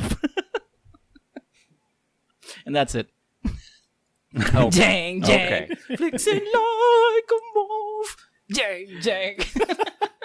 See, Emile knows what's up. Emile knows what's up. We don't approve of this version. I'm not a fan either. No. Okay. You need to not smile when I do that then. Because you're motivating me. I didn't. No. Like, see, I'm smiling because it's causing us pain. And Yep. it's funny. And that's the podcast. That's what the podcast That's is the about. podcast. You're dealing damage. Yep. Yeah. I felt like that was my level 3 super. All right, take it away from He me. got you with that wake up. Nice. Yeah, He's learning. He's He has learning no other great. option. What do you call it? Maybe I'll take the week because I think two other boys here are involved in my week heavily. Nice. Yes. So I think I'll skip over like I watched a bunch of things on Netflix. I watched a bunch of anime on the interwebs, and as far as games are concerned, the only thing I've really been playing are my usual gacha games, along with the new Genshin Impact event. I know you've been playing that, right, Migoy? Of what? What? I have played. Genshin. I wouldn't say The- playing. Oh, really? okay. Really? Big So drop. you haven't been playing Genshin Impact lately? Aren't you playing I thought you 1.4? meant Big R6, drops. sorry. No. yeah. Like the only games I have been playing recently are my gacha games and stuff like that. One of the things primarily though that I want to get out of the way first is the Genshin Impact, because I have been playing the new event, which The is Windbloom. the Windbloom Festival, and it's been going. It's kind of like that Leeway event as well, but with less busy work, I think, and I have been enjoying it. How's your take on it, Migoy? Like what have you been experiencing so far? I've been doing the homework, Logging in for the dailies, and just then like that, yeah. checking the check boxes for the event. Yeah. The Windbloom minigames are fine. I'm happy they're not super demanding when it comes to reaching the high score. So if you kind of suck at it, which I've seen people struggle with some of them. Yeah. Like even the music one, which is actually pretty easy. Yeah, having a hard what do you time. call it? I'm actually pleasantly surprised because what do you call it? Usually these gacha events are always such a pain to like do Yeah. and like reach all of the milestones in Right. order for you to clear out the shop. Right. They And want as Genshin's- much attention as possible, right? Yeah. And Genshin is like pretty chill with it because like you don't have to reach a max score, you don't have to like outdo yourself or anything. You can just log in, have fun, get your rewards, you're out, right? Right. And so just to explain, the Windbloom Festival is another event in Genshin Impact, and what do you call it? It comes with a whole bunch of stuff. It's a pretty involved event. There's some new quest lines that come with it. There is 3 sets of mini games that come with it. One is a shooting gallery type with your Beau users. Another one is a Superman 64 but down. Okay. Instead of Yeah, flying last through time. wings, you fall on like objects. Classic. Yeah. Oh, okay. Yeah. You Instead parachute of Superman 64ing across the stage horizontally, you go down. Yeah, you Ooh. go down. Which is still actually pretty fun. Going down's fun. Going down's fun. Sure. The traps do get interesting. The one I was actually expecting a bunch from is the rhythm game that they included, because it was very much like Osu in like It's like O2 Jam more yeah, because like of the like- button layout. Yeah, like visually it looks like Osu, but like it plays like O2 Jam. And I was pleasantly surprised about how well it played, because usually when it comes to like a game like this and they try to include a different sort of like game type that they're not pretty good at, like it's usually poo poo pee pee bad, right? Right. But yeah, it's usually poo poo pee pee bad, but I was pleasantly surprised by how responsive and how accurate the note pressing was for the rhythm game. Like it felt good. How was it for you, Migoy? I like how lenient it is when it comes to the precision of your inputs. Like there's no, you know how in most rhythm games there's a good, great, and perfect when it comes to your Yeah, timing. this it's just miss or perfect. Yeah, right? this is just miss or perfect, and the window to the miss is actually pretty large. yeah. So Yeah, even yeah, if you're exactly. slightly late, it still counts sometimes. But I also like when you crank up the difficulty, it actually matches the notes of the song It does. Oh, cool. like pretty darn well, and it Like, gets yeah. cute rhythm with games some do of that. the inputs sometimes. Yeah, because like some other games that try this out, like I remember I think it was like Easter or Valentine's for FF14 this one year. They tried to put a rhythm game in it, but it just didn't feel good. Like you could like I could see what they were trying to go for, but with how FF14 is, like the button presses were just not responsive enough, you know? And it didn't match the notes. It felt kind of random, but this one, like you could tell that the people who made this, like, oh, this is how a rhythm game should work. Like the button presses should be concise, like the notes should be timed with the music, that kind of shit. Yeah. Right. So it is enjoyable, and when you do crank up the difficulty, like it does present a little bit of a challenge, which I Right. enjoy. I like how it gets think cute with some of the notes. I did notice Yeah. something though. When I played one of the songs, it transitioned from night to daytime, really, which caused Weird. lag because I was in a spot that spawns a lot of NPCs in the morning. Oh, And I noticed interesting. that the song and the notes aren't linked to each other. They're more like matched. Oh. So if you're somehow running like a lower end device that could cause some lag, you might be screwed. Oh, I haven't experienced that. That's Yeah, interesting. yeah. It's not tied But- to like the frame rate or matched to each other. They're just wh- they're just put beside each other to sync up. What kinda. I have experienced though, because you can trigger this mini game anywhere you are, is like Yeah. I triggered it at the fountain, like in front of Mondstadt. Like it's a really busy place, right? Yeah. And like the thing I experienced that surprised me and threw me off my full combo was NPCs walking in the foreground. like Shoot. suddenly there'll just be an NPC walking in front of my notes, and I'm like, what the fuck? Oh no. visually messing you up. yeah. Visually messing me up. Absolutely. We've but seen yeah. better examples of that where people were doing it in a rainstorm and getting Yeah. struck by lightning as they played the song. You can get Yeah. struck by lightning. Yeah, I saw that. I saw Yeah. like two We saw clips of multiple that. videos of that, yeah. Mm-hmm. Also, it doesn't care where you are when you play it as long as you're Absolutely. not in a combat encounter. So one guy goes to one of the world bosses, and since he doesn't aggro until you get close, Oh no. he's just in the background shit talking you as you play Yeah. the song. Yep. That's great. Man. Yeah. It's super great. There's so many videos out there of like people messing with each other in multiplayer while you're playing the song. like 4 Kayas sitting up and down while the guy was playing the song. It was great. Also jeez. playing as Kaya. Yep, also playing as It's Kaya. just the same characters. Yeah, it's goofy stuff like that that I think like makes Genshin like so lovable and like so memeable at the same time. Like there's so many memes and like fucking like art out there of like things they've experienced during this event, which is super fun. And I think the last part of that event, which is interesting, I could see what they were going for, but at the same time, I'm like, this is the only thing that kind of feels like a chore. The Fall Guys part. The Fall Guys part, exactly. There is okay. a special domain that has opened up in Genshin World, and it is the Peculiar Wonderland. And when you zone in, at the very end, you're supposed to fight a boss. But you're supposed to earn points for buffs to defeat the special boss. And you do that in a Fall Guys-esque minigame fashion, complete with the Fall Guys roulette of which minigame you're gonna play. Wow. It looks Okay. exactly like the Fall Guys one, where like it's a Right. bunch of boxes that like scroll past the screen and it slowly stops on one. Interesting. Yeah, like the mini games themselves, they're fine. They're passable. They're fun. Some of them are straight up like Fall Guy stages. Like don't fall. Yeah. Ooh. The thing that annoys me though is that some of the achievements tied to this event have to do with doing a certain thing in a certain minigame.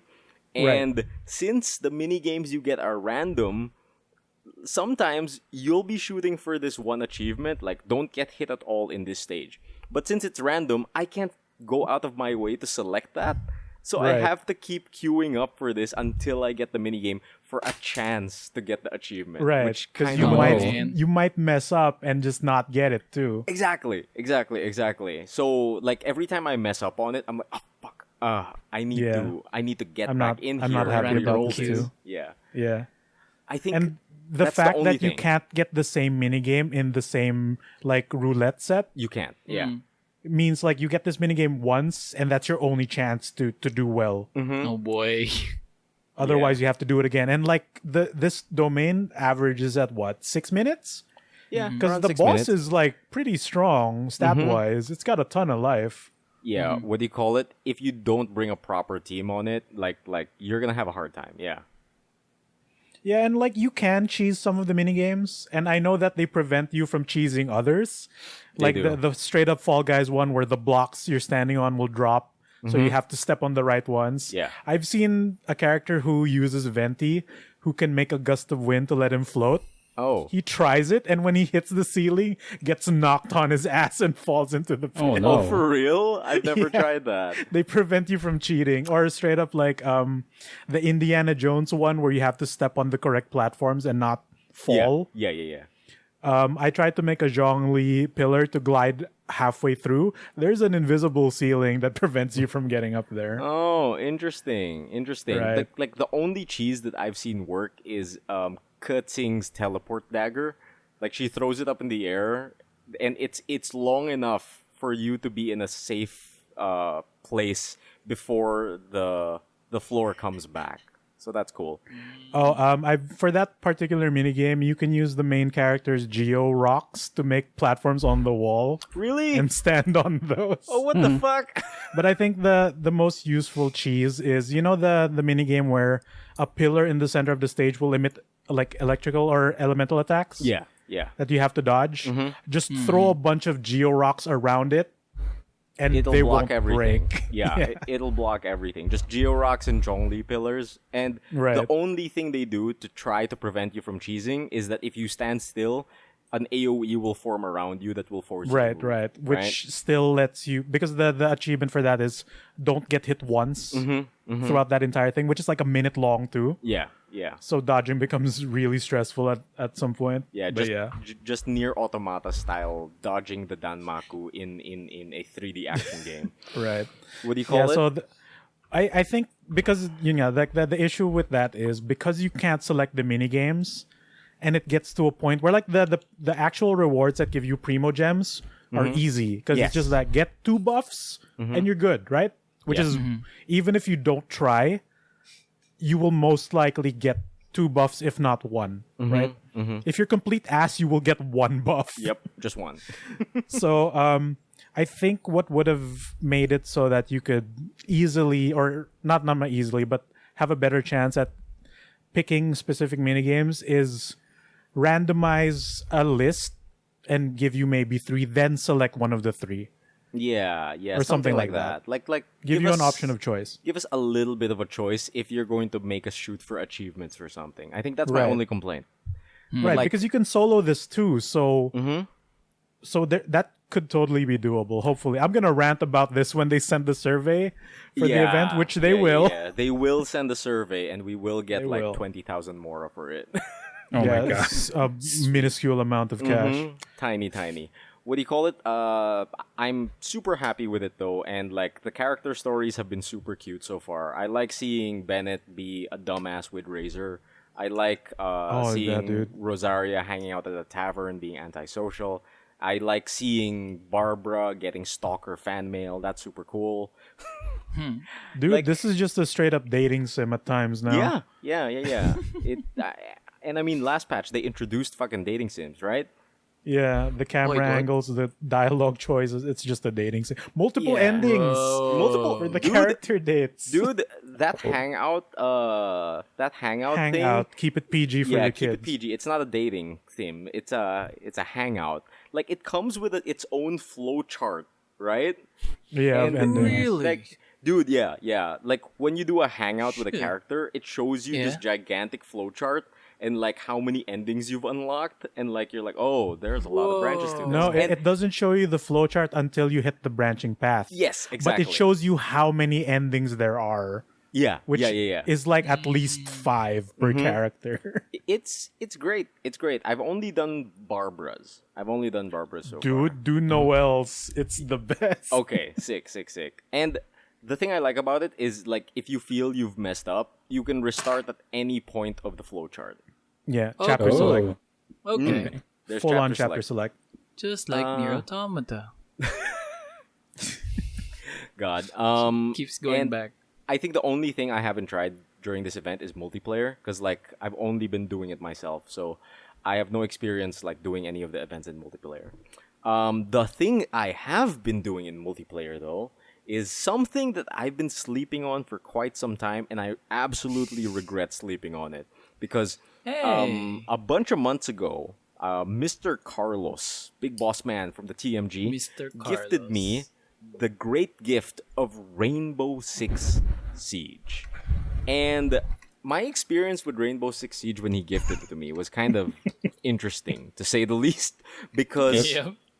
I downloaded it, I loaded it up, and I jumped into a game with the boys, and I had absolutely no idea what I was doing. Oh my god. Like, it was the absolute worst experience, and because of that experience, I slept on this game for months.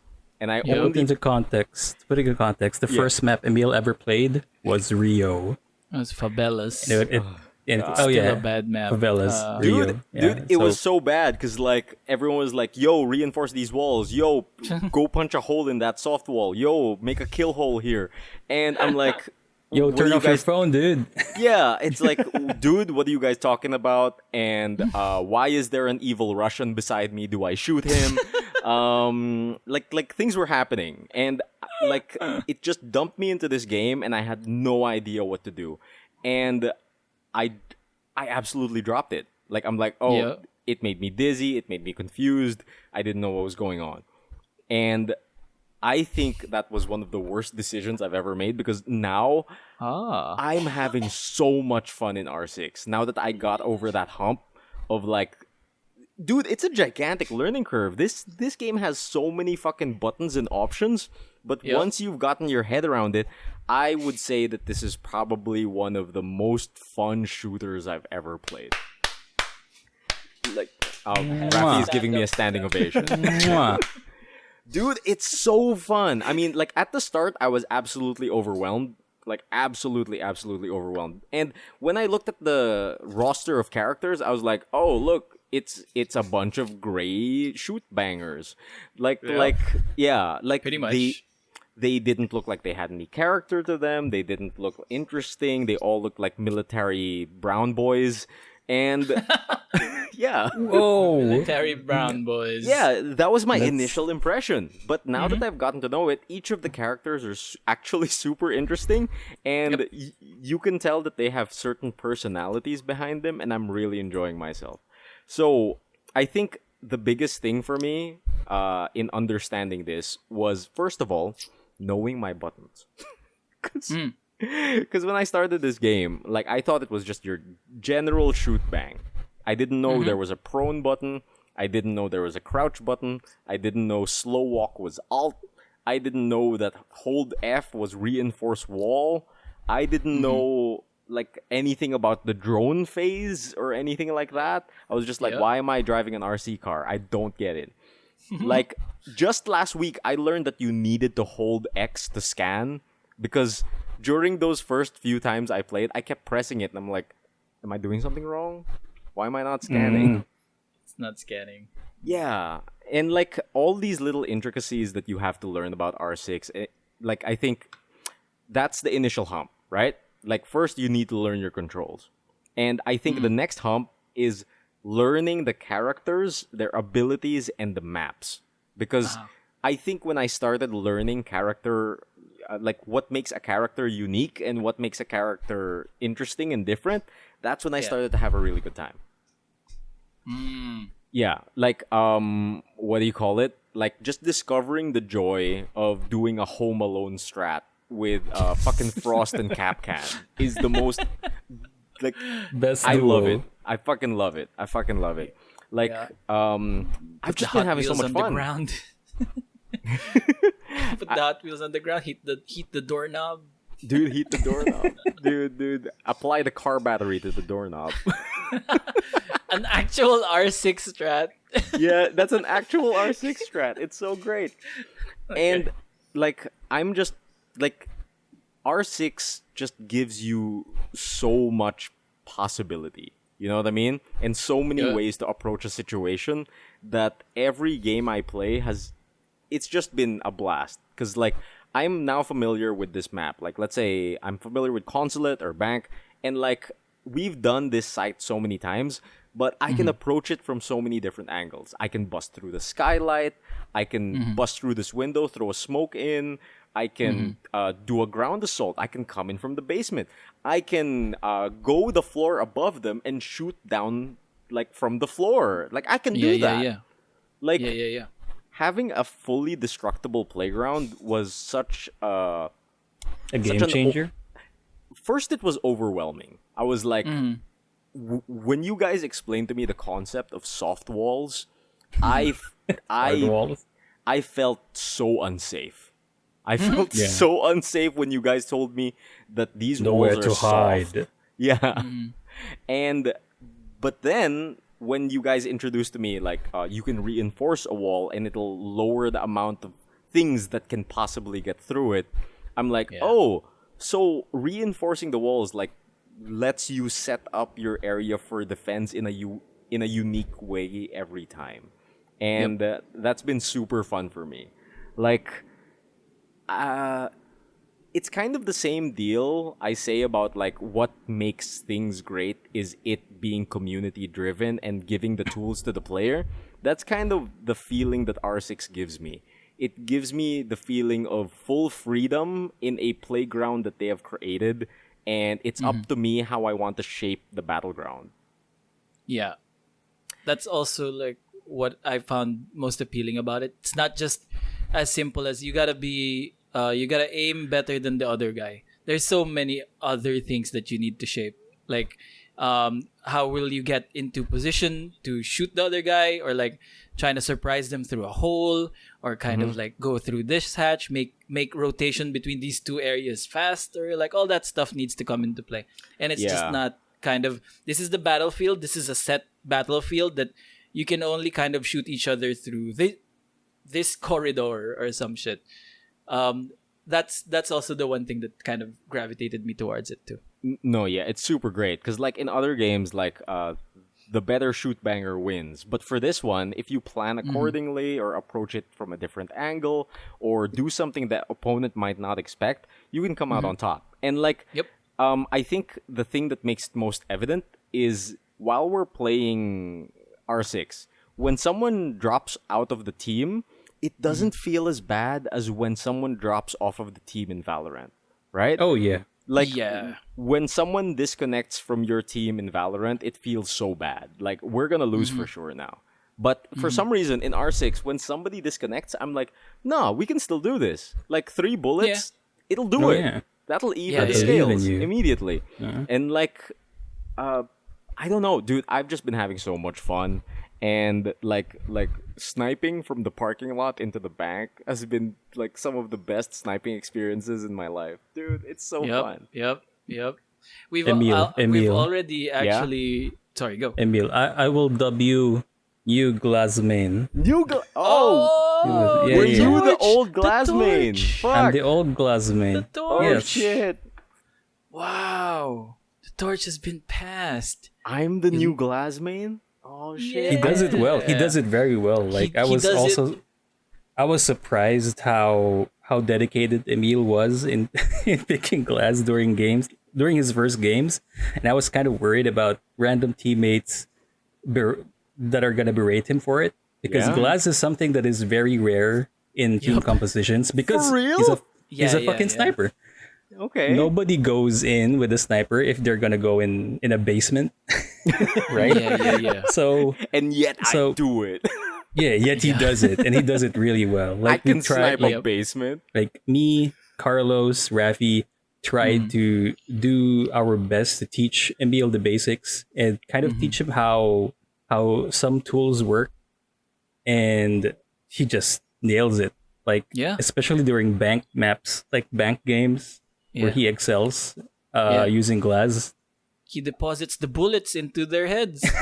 Dude, like it's such a different game, like having Glass as someone who just sits there on the other building in bank, Yeah. because most of the time when I play games in bank, we're just a 5-man team like going in on the To rush building. in. Yeah. But for a 4-man team with a Glass as support, that was also something. Dude, I But had no it's a idea. different Like experience. this whole time, I thought having someone on the roof of parking was a normal thing. You're telling me this is new? no. Nobody does it, No one? No, to be honest. people do it, but it's not a meta strat. Like Yeah. it's kind of like it's not a meta strat. Like It's a very you- rare you- thing to do, it's especially rare, if, super rare. for example, I'm gonna do and mess up people's defenses with Kali in just one round. What you're doing, Emile, is that it's the whole game. Yeah. Yeah. It is so fun Yeah. because everyone's afraid now on second floor. Yeah. Nobody dares to like roam around. No one dares to roam around. Like during the first round, that is when I take heads. And during the second round and the third round, no one peeks out. It's hilarious. Yeah. It's absolutely hilarious.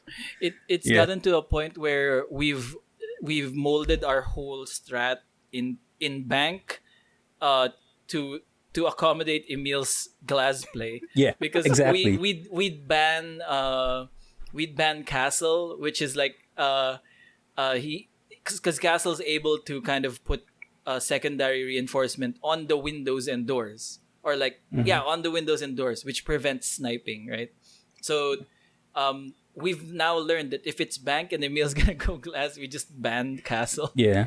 Yeah, And dude. also, Keep like all of most them of open. most of the normal games that me, Raffy, and Carlos experience in bank is that we always go in alley, like the starting point, which is at the back.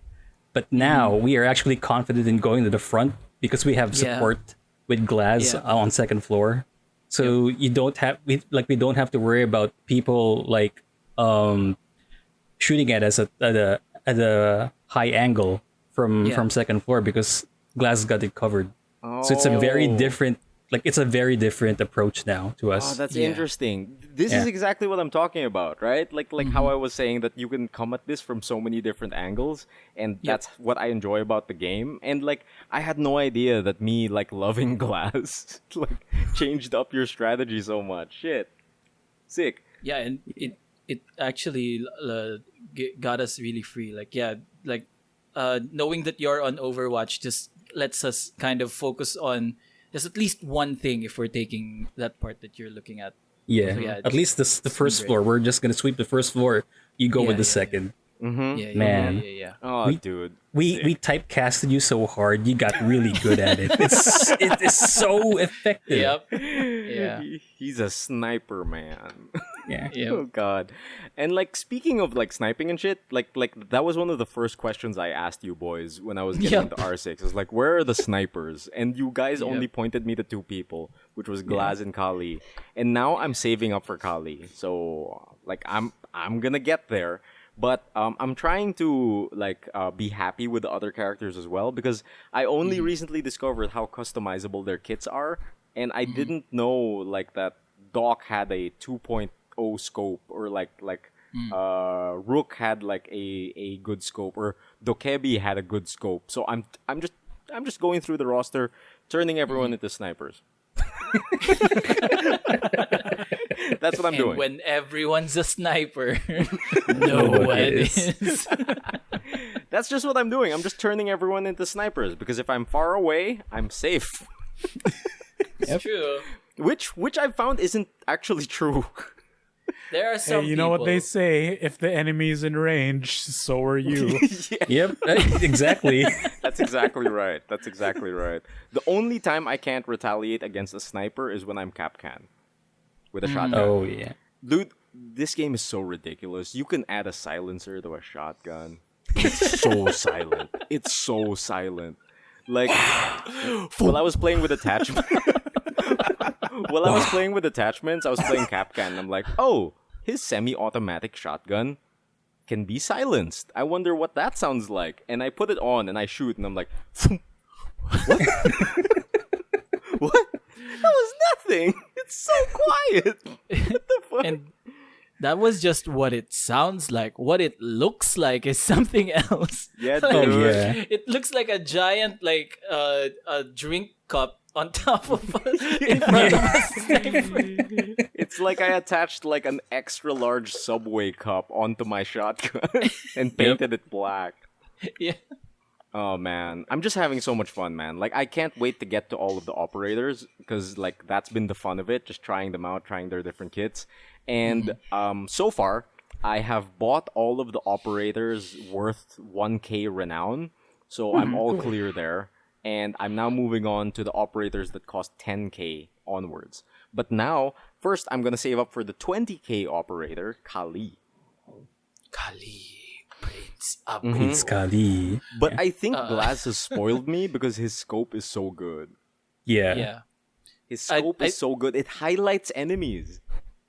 I can't wait till you get to a point where you're like, wait, that was an enemy? Why wasn't it yellow? No, dude, that's gonna happen because I'm so reliant on it with Glass, and it gets me so many kills because during those bank maps and like I'm just looking through the window, I just swipe back and forth to see if there's a yellow flash. And if there is a yellow flash, I zoom in on that. Like Cheats. there will be one shoulder in a window, and I will shoot it 3 times. Third time's the charm. Yeah, dude, it's so fun. Dude, I'm just having so I'd much love fun it, in Siege. R6, and I can't wait to get to level 50 so I can play ranked with you boys. Yes, that's the new kind of plateau. I kind of want to get there now because our team comp feels like it's very strong as of late. Like the first few weeks was kind of rocky. At least the first day, the first few No. days. Raffy, it's But only been as a of week. late, Yeah. right? I guess Isn't- right. isn't that- Yeah, I've Yeah. only That's been only playing Fortnite. R6 for a week. It's only a Oh. fortnight, Raffy. Oh god. And you're also, right. like, it's- Less than a fortnight. yeah, that's true. Man, So, like, yeah. so how different is ranked from unranked? You gotta talk. What? you You gotta, gotta talk. absolutely have to gotta call out to communicate. everyone. You remember the last game that we have last night, Emile? Yeah. That's how rank feels like. If our random team has good players that speak, because communication is really important. I will talk about that more when it is on my week now. So Oh, sick. yeah. Okay. Nice. Okay. Gotcha. Oh, before you move on, have you guys ever seen a tank suppressor? There's a Whoa. suppressor for tanks? It's real. It looks like a Whoa. giant dick. How Oh, like a 50 cal? What does it sound like Looking- though? how quiet can it possibly make a tank? But yeah, Migs, this might be the thumbnail for the episode. Okay, yeah. Send to me. Send to chat. Oh, it is a Alright. giant dick. What the fuck? Attach the silencer to the tank. It's a giant camouflage painted Wait, dick. where is it? It's Where did you almost guys put as it? big as the tank itself. It's bigger even. Oh, my Oh no. God. This is so stupid. Oh no. Why is this so phallic? Oh no! Silence the tank. Is this for real? Holy shit. Yeah, Yes, dude. looks like I it's think for there's a real. video with Wow. sound. It's pretty darn quiet, all things considered. Oh no. Really? But yeah. It's a tank. So yeah, I've been having a lot of fun with R6, and like just discovering all of the abilities has been amazing. For example, I didn't know that you could steal a phone with Dokebi and have access to all of the cameras. I didn't know that. I just discovered that the other day. I didn't know that if you down someone with Caveira, you can interrogate them to ping their allies. I was on the receiving end of that. I'm like, how did they know I was there? And like, Migs or was it Carlos was just like, Yeah. I'm sorry, I got interrogated. You ever get interrogated? Has it happened to you? It's happened to me, and I act like initially I was like, oh yay, someone's gonna pick me up. And then her face came into my face, and I'm like, With oh the no, that's makeup? an enemy. Yeah. With the makeup, So bad. it's so horrid. Dude. You shouldn't have talked, dude. you, should... you shouldn't have You should have chomped on the acid pill, like the cyanide pill, in your Cyanide tooth. film. No, speaking of, like, Uh-huh. what is R6 in lore? What are these operations? Are there real Yeah. operations? What's going on? Oh, All right, this is the I think next it's- step. The lore. Yeah, the lore. Mm-hmm. It's a deep dive, Emile, because it's Tom Clancy. It's based on the books. So Yeah. basically, Team Rainbow is a group of. It's like a collection of all Spec Ops units. So basically, it's the Avengers of Spec Ops. Fuck yeah, dog. They So were the SAS is here, FBI Yeah, is here, FBI. everyone. Yep, and that's the thing. Of the best of the Like best. if there are very powerful terrorists roaming around Earth, Rainbow will catch him, or Rainbow will stop him. That's their own goal. Okay, so And- why are these operators fighting each other? This is basically military exercises. These are just Yep. practice runs. So why was I bleeding? Quiet. Don't think about it. Don't think about about it. it that much. I mean, It's your imagination. In wrestling, they have like blood packets. That's basically it. kayfabe, kayfabe, bro. Kayfabe. We got there. Are you telling me Tachanka has a bunch of blood packets under his shirt that he Like, breaks open when he use- gets shot? Use your imagination, Emile. Yeah. All of their Kevlar vests have Yeah. blood packets on it. Okay. If they I'll shot just- it. Yeah. Filled with a bunch of squibs that explode. Oh, Yep, Yeah. yep. So That's this how is they do it just in the combat movies. exercises. Yeah? Yep. You can Just- try it when you see a corpse in R6. You can zoom in and you can see they're still breathing, Really? and they're trying not to laugh. Trying not to laugh. You zoom in on the pulse it. Yo, dude, what's up? So you got me. You got me got good. You got me. Good kill, good kill. Oh, dude. So, like what I said earlier, at first I thought the characters were uninteresting, but the more I look through the roster, they actually really are cool and are Yeah. like characters that have personality, which I really enjoy. So, do these characters have like a story? Are they connected in any way? Do they hang out? Do the attackers only hang out with attackers? Do the defenders only hang out with the defenders? What's going on? Ay, wag yan. Attacker yun eh. Deity yun.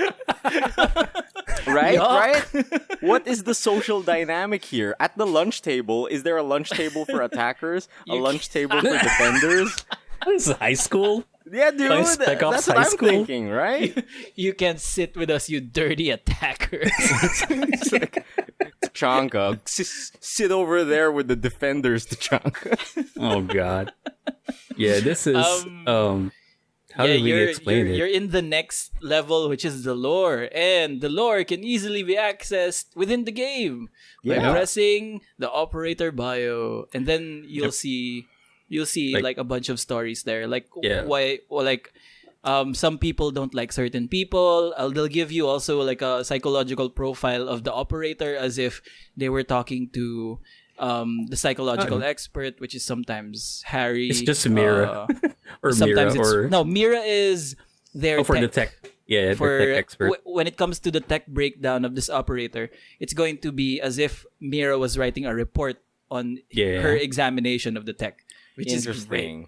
Like Mira is Rainbow's R&D head, basically. Yeah. Dude, one of the main reasons I asked this is because while I was unlocking all of the 1K operators, each of them had a trailer.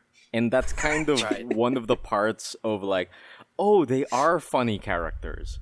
Like, because like it's so stupid. I love Doc's video. Doc's I love Doc's video the most. Doc's video is like, okay, so there's this operator named Doc, and he's a doctor, and his video is just him putting away his medical supplies and him having this speech about saving lives. And at the very end of it, he walks away from his medical supplies and he says, "Sometimes, to save life, you must take life." And I'm like, something like that. Yeah. something like that. Duh. Yeah, heal them with bullets. Yeah, dude. Which he does. Amazing. It kind of does. And like these trailers made me like the characters more because it's so singularly focused to what their deal is that it's stupid. Like I watched the trailer for Rook, and it's just Rook asking one of his teammates to shoot his bulletproof vest. Oh yeah. And it's like standing at ease. Yeah. He's just standing at attention and he says, "I trust my teammates." And then he gets fucking shot and he's like, so sick. It's great. And like for example, Castle with armor plating on everything. The entire trailer is just an entire room of people shooting at this room and Castle just sitting behind an armor panel reloading his gun. And he's like, amateurs. And I'm like, oh, that's so cool. That's so fucking cool. Man. And There's another cool video with Sledge where the camera perspective is just attached to this hammer. Yeah. So you get POV or a hammer. Like that GoPro style vision. video. Yep, exactly. So good. Exactly like a GoPro was glued to the hammer. Yes. That's the entire trailer. Him just smacking a wall over and over again, and he taped a GoPro to his hammer. I bet fucking Sledge is like singing a Savage Garden song while he's doing it in his mind. When he's Man. I'll be your voice, I'll be your dream, I'll be your fight, I say. Dude, like, like, at first I really thought they were boring, but like after seeing the trailers, after seeing their abilities, after hearing them in game, that's the personality check there. Yeah. Good personality. Reinforcing the wall. fucking Echo got all of us when we first heard him talk. Because we were just like, there's this one round where Emile chose Echo, and for some reason he didn't hear Echo speak. But you guys heard him, we heard him and we fucking lose it because Echo was like, was that Raffy? I forgot what he said. It was something to the effect of, why do it yourself when robots do it better? Yeah, something like that. When robots do it better. And then when we first heard it, what the fuck is this? Is this you? We all start losing. It's the first time we've heard it. It's the first time I've heard that shit. Oh god. It's so good. But yeah, So good. I've been massively enjoying Rainbow, and I've always wanted to get into a Rainbow Six game, like a Tom Clancy, like something like that. And I've always been so intimidated by how highly complex these games are.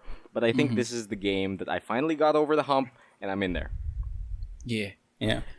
Yeah. Luckily for you that you want to get into the lore, Actually, yeah. there's a huge backlog of videos on YouTube of cinematics, stories, like animated shorts, like damn. Overwatch level animated shorts yeah, for because years and years and years. this new battle pass, it came with a cinematic of fucking Flores selling hot dogs on his off time or something, and I'm like, this is interesting. Yep. There's always a hot dog. Yep. That's a fucking episode Got back title. to a hot dog. Oh man. I am really into this now, but I think Yeah. the last thing about it is its loot system. And Okay. I don't think I've ever seen it done like this, wherein whenever you lose or whenever you win a match, you have a chance to get a loot pack. Those And are for Emeralds, winners. baby. and whenever you don't get the loot pack, or if you lose, your chance to get the loot pack goes up. And The I don't perfect know. gotcha system. Yeah, I know. Perfect It's gotcha like system. I'm rolling for a chance to roll, and I don't know how to feel about that. But since it's just cosmetics, I'm fine with it. That's fine. Yeah. Yeah. That's actually been my week. That's it. I'm looking Nice. forward to playing more R6. I'm looking forward to watching more anime, watching more Attack on Titan. There's a bunch of anime I watched, but I can talk about it next week. But mostly, the big thing that happened to me this week was R6. I fucking love R6 now. Nice. Yay. So yeah, to continue the R6 train, Yes, like go ahead, Migs, please. lore-wise, but yeah, there's a lot of interesting characters now, like you said, and you can check them out on the Ubisoft YouTube channel. Okay. But a word of warning, because the recent ones are so ridiculous because it isn't tied to counterterrorism anymore, and it's mostly about their own version of Olympics. Yeah. Like they like Rainbow, like Team Rainbow. I don't know why the head of Rainbow suddenly thought that the best way to train their group is to televise their training exercises in the audience. That's and super make it dumb like a because the sport. terrorists can watch that. Exactly. I know. And that's why, like, that's the concept of the invitationals, where people can witness the skills of these operators whose identities aren't in public, but I guess they are now. So I don't everyone's understand. everyone is cheering for Thatcher, yay! And then there's like in the screen his full name is there or something like that. Oh, Blood. From the UK. This is his address. Fudge. No, And then my someone, like- excuse for that, I think, is what if the whole audience were also military people? Yeah, Sure. that might Right? be it. Yeah, It's that just works. for hope them. so. I hope what so. if it's yeah. only televised at military camps and shit like that? That's true. That could work. But it's so bizarre to like watch those videos. Like in a sense it is cute and is actually fun. But when you get to the parts where the team won, they're celebrating, and you see Wamai like running towards Kali like it's a soccer game where they scored a goal. Like they Go! yeah, ooh, so like wow, He does a flip. he did the. But yeah, it's something that is so surreal because they treat it as a sport, which is okay. Yeah. That's fine because at least it's promoting sportsmanship and all that shit. But like, dude, you're forgetting you're a counter-terrorist unit. You should do My your job. hope is that to add to the everyone in the audience is military. My hope is that it's a trap. Oh God. Terrorists. Yeah, They're all fake tactics. yeah. Oh yeah. yeah, yeah. And yes. I'm gonna use my gadget on I'm gonna use my thermite on this soft wall because that's what we do. Yeah. But yeah, and also, just another hint. Once you finish situations, like once you finish all the situations, Yeah. I'm gonna spoil it for you. Okay. A new situation will unlock, and it's actually a real mission. Okay. And 6 will actually Story assign mission. you to an actual mission against terrorists, and that's where Rainbow Six only co-op story-driven mission is set in the game. There's Huh. only one. Interesting. I haven't I haven't played that. I have it Yeah, unlocked. I but actually haven't told played you, it. Raffy, to unlock it before. Like I said, dude, unlock all the situations, finish all the situations because there's Yeah. a good co-op experience. Not Let's all really a do good it. co-op experience, but The only It's, co-op it's there. experience. The only that's co-op experience cool. that is not in training grounds. Yeah, because I've been Cool. trying to finish up the situations, so I'm gonna get there. Yeah. Okay. And yeah, that's just my whole 2 weeks also, which is basically grinding out Rainbow Six because the new battle pass was out. Ah, you won the I battle think pass. How is I that? think last March 25, Wow. or is it on like no, it's not March 25, it's basically like a week ago or two. Mhm. And they basically revamped their whole season pass system. Before, you just have to pay a one-time fee for 1 year, and all of the content that is delivered in Rainbow Six for the whole year will be free for you. This Oh time they wow. changed it to mimic sort of like a battle pass that Valorant is doing, except that it's 3 months. So you pay every 3 months for a different pass, and and the operators are kind of connected to it. So if you buy a battle pass, the new operator that comes with it will be automatically unlocked for your roster. So something That's like that. cool. And so far the battle pass is quite nice. Like it lasts 3 months and it has like 100 ranks. And for each rank you get something something that is cosmetic or battle pass or like R6 points. So you don't feel cheated a bit because every rank there's something like you get a free skin, like a headgear skin or a weapon skin, or you get about or you get like an extra alpha pack, or even currency. So, and judging, I mean, like looking on the content that's in this battle pass, it looks nice. Like they have this whole heist theme going on where some of the operators are dressed casually, like They're they're on a now just stakeout. the cast of Ocean's 11 or something, right? Yeah, something like that, or like Miami Vice or Oh, the something. heist And version's cool. yeah, the heist versions. Yeah, and so far it's good. Like they kind of revamped the challenges mechanic or the challenges system, so it's a bit weird. We will find out what will happen next week because so far what they did is the challenges are set for a week long, and it's mostly just 3 or 4 challenges, and then they will like recycle it after a week or two. Before kasi like it cycles daily. Like once you finish with one challenge, like um they will change it the next day or something like that. So you have constant flow of renown for your account. So let's see what happens with that one. Cool. Interesting. And yeah, the game is good. Like well, the game is good, but how we play it, well, at least in my experience, as someone who's been playing R6, my experience of the game definitely changed. Before, like, yeah, we were just doing situations. We were just doing co-op games with Emile and Carlos, and we're not really that into multiplayer.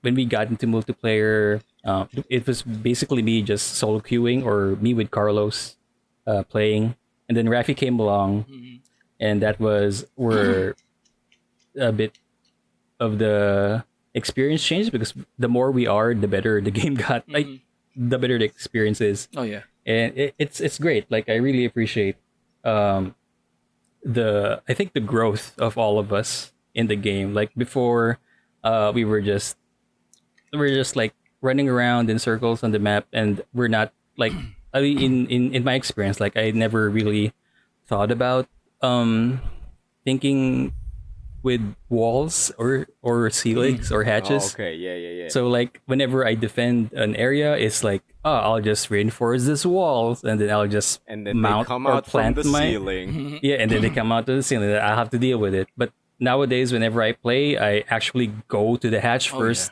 like seal the hatch, do the old Cade or the bandit thing.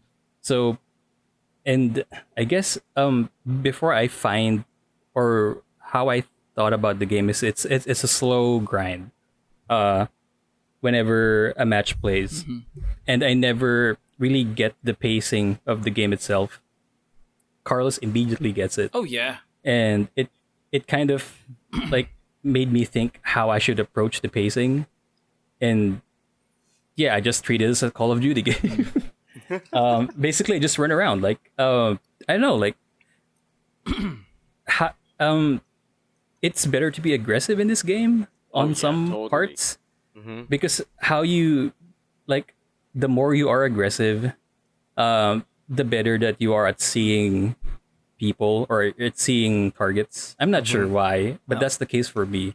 Like I am having a hard time just turtling around in one area and just hoping that my reticle gets a person.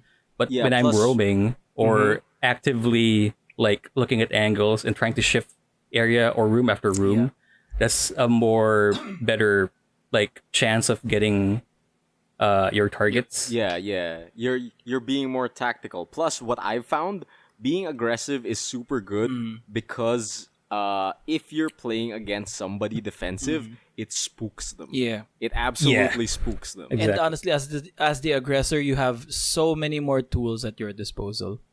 Like if you're moving around, True, you can shoot this hatch, drop down, go up, surprising from a different angle. But if you're just sitting around looking at a corner or like a door where someone might pop out, that's all you're doing, right?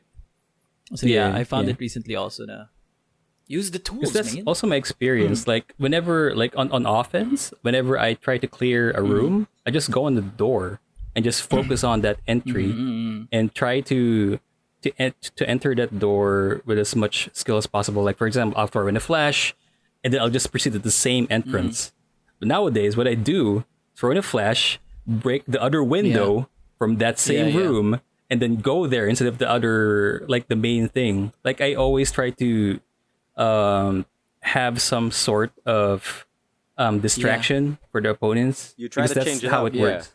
Yeah. Fakes, jukes. So it's really like it really changed how I played the game after grinding like for a month or two on Rainbow Six, and yeah, like I really appreciate like Raffy.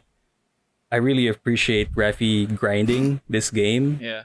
because it made the experience better when we were playing with Carlos. Yeah.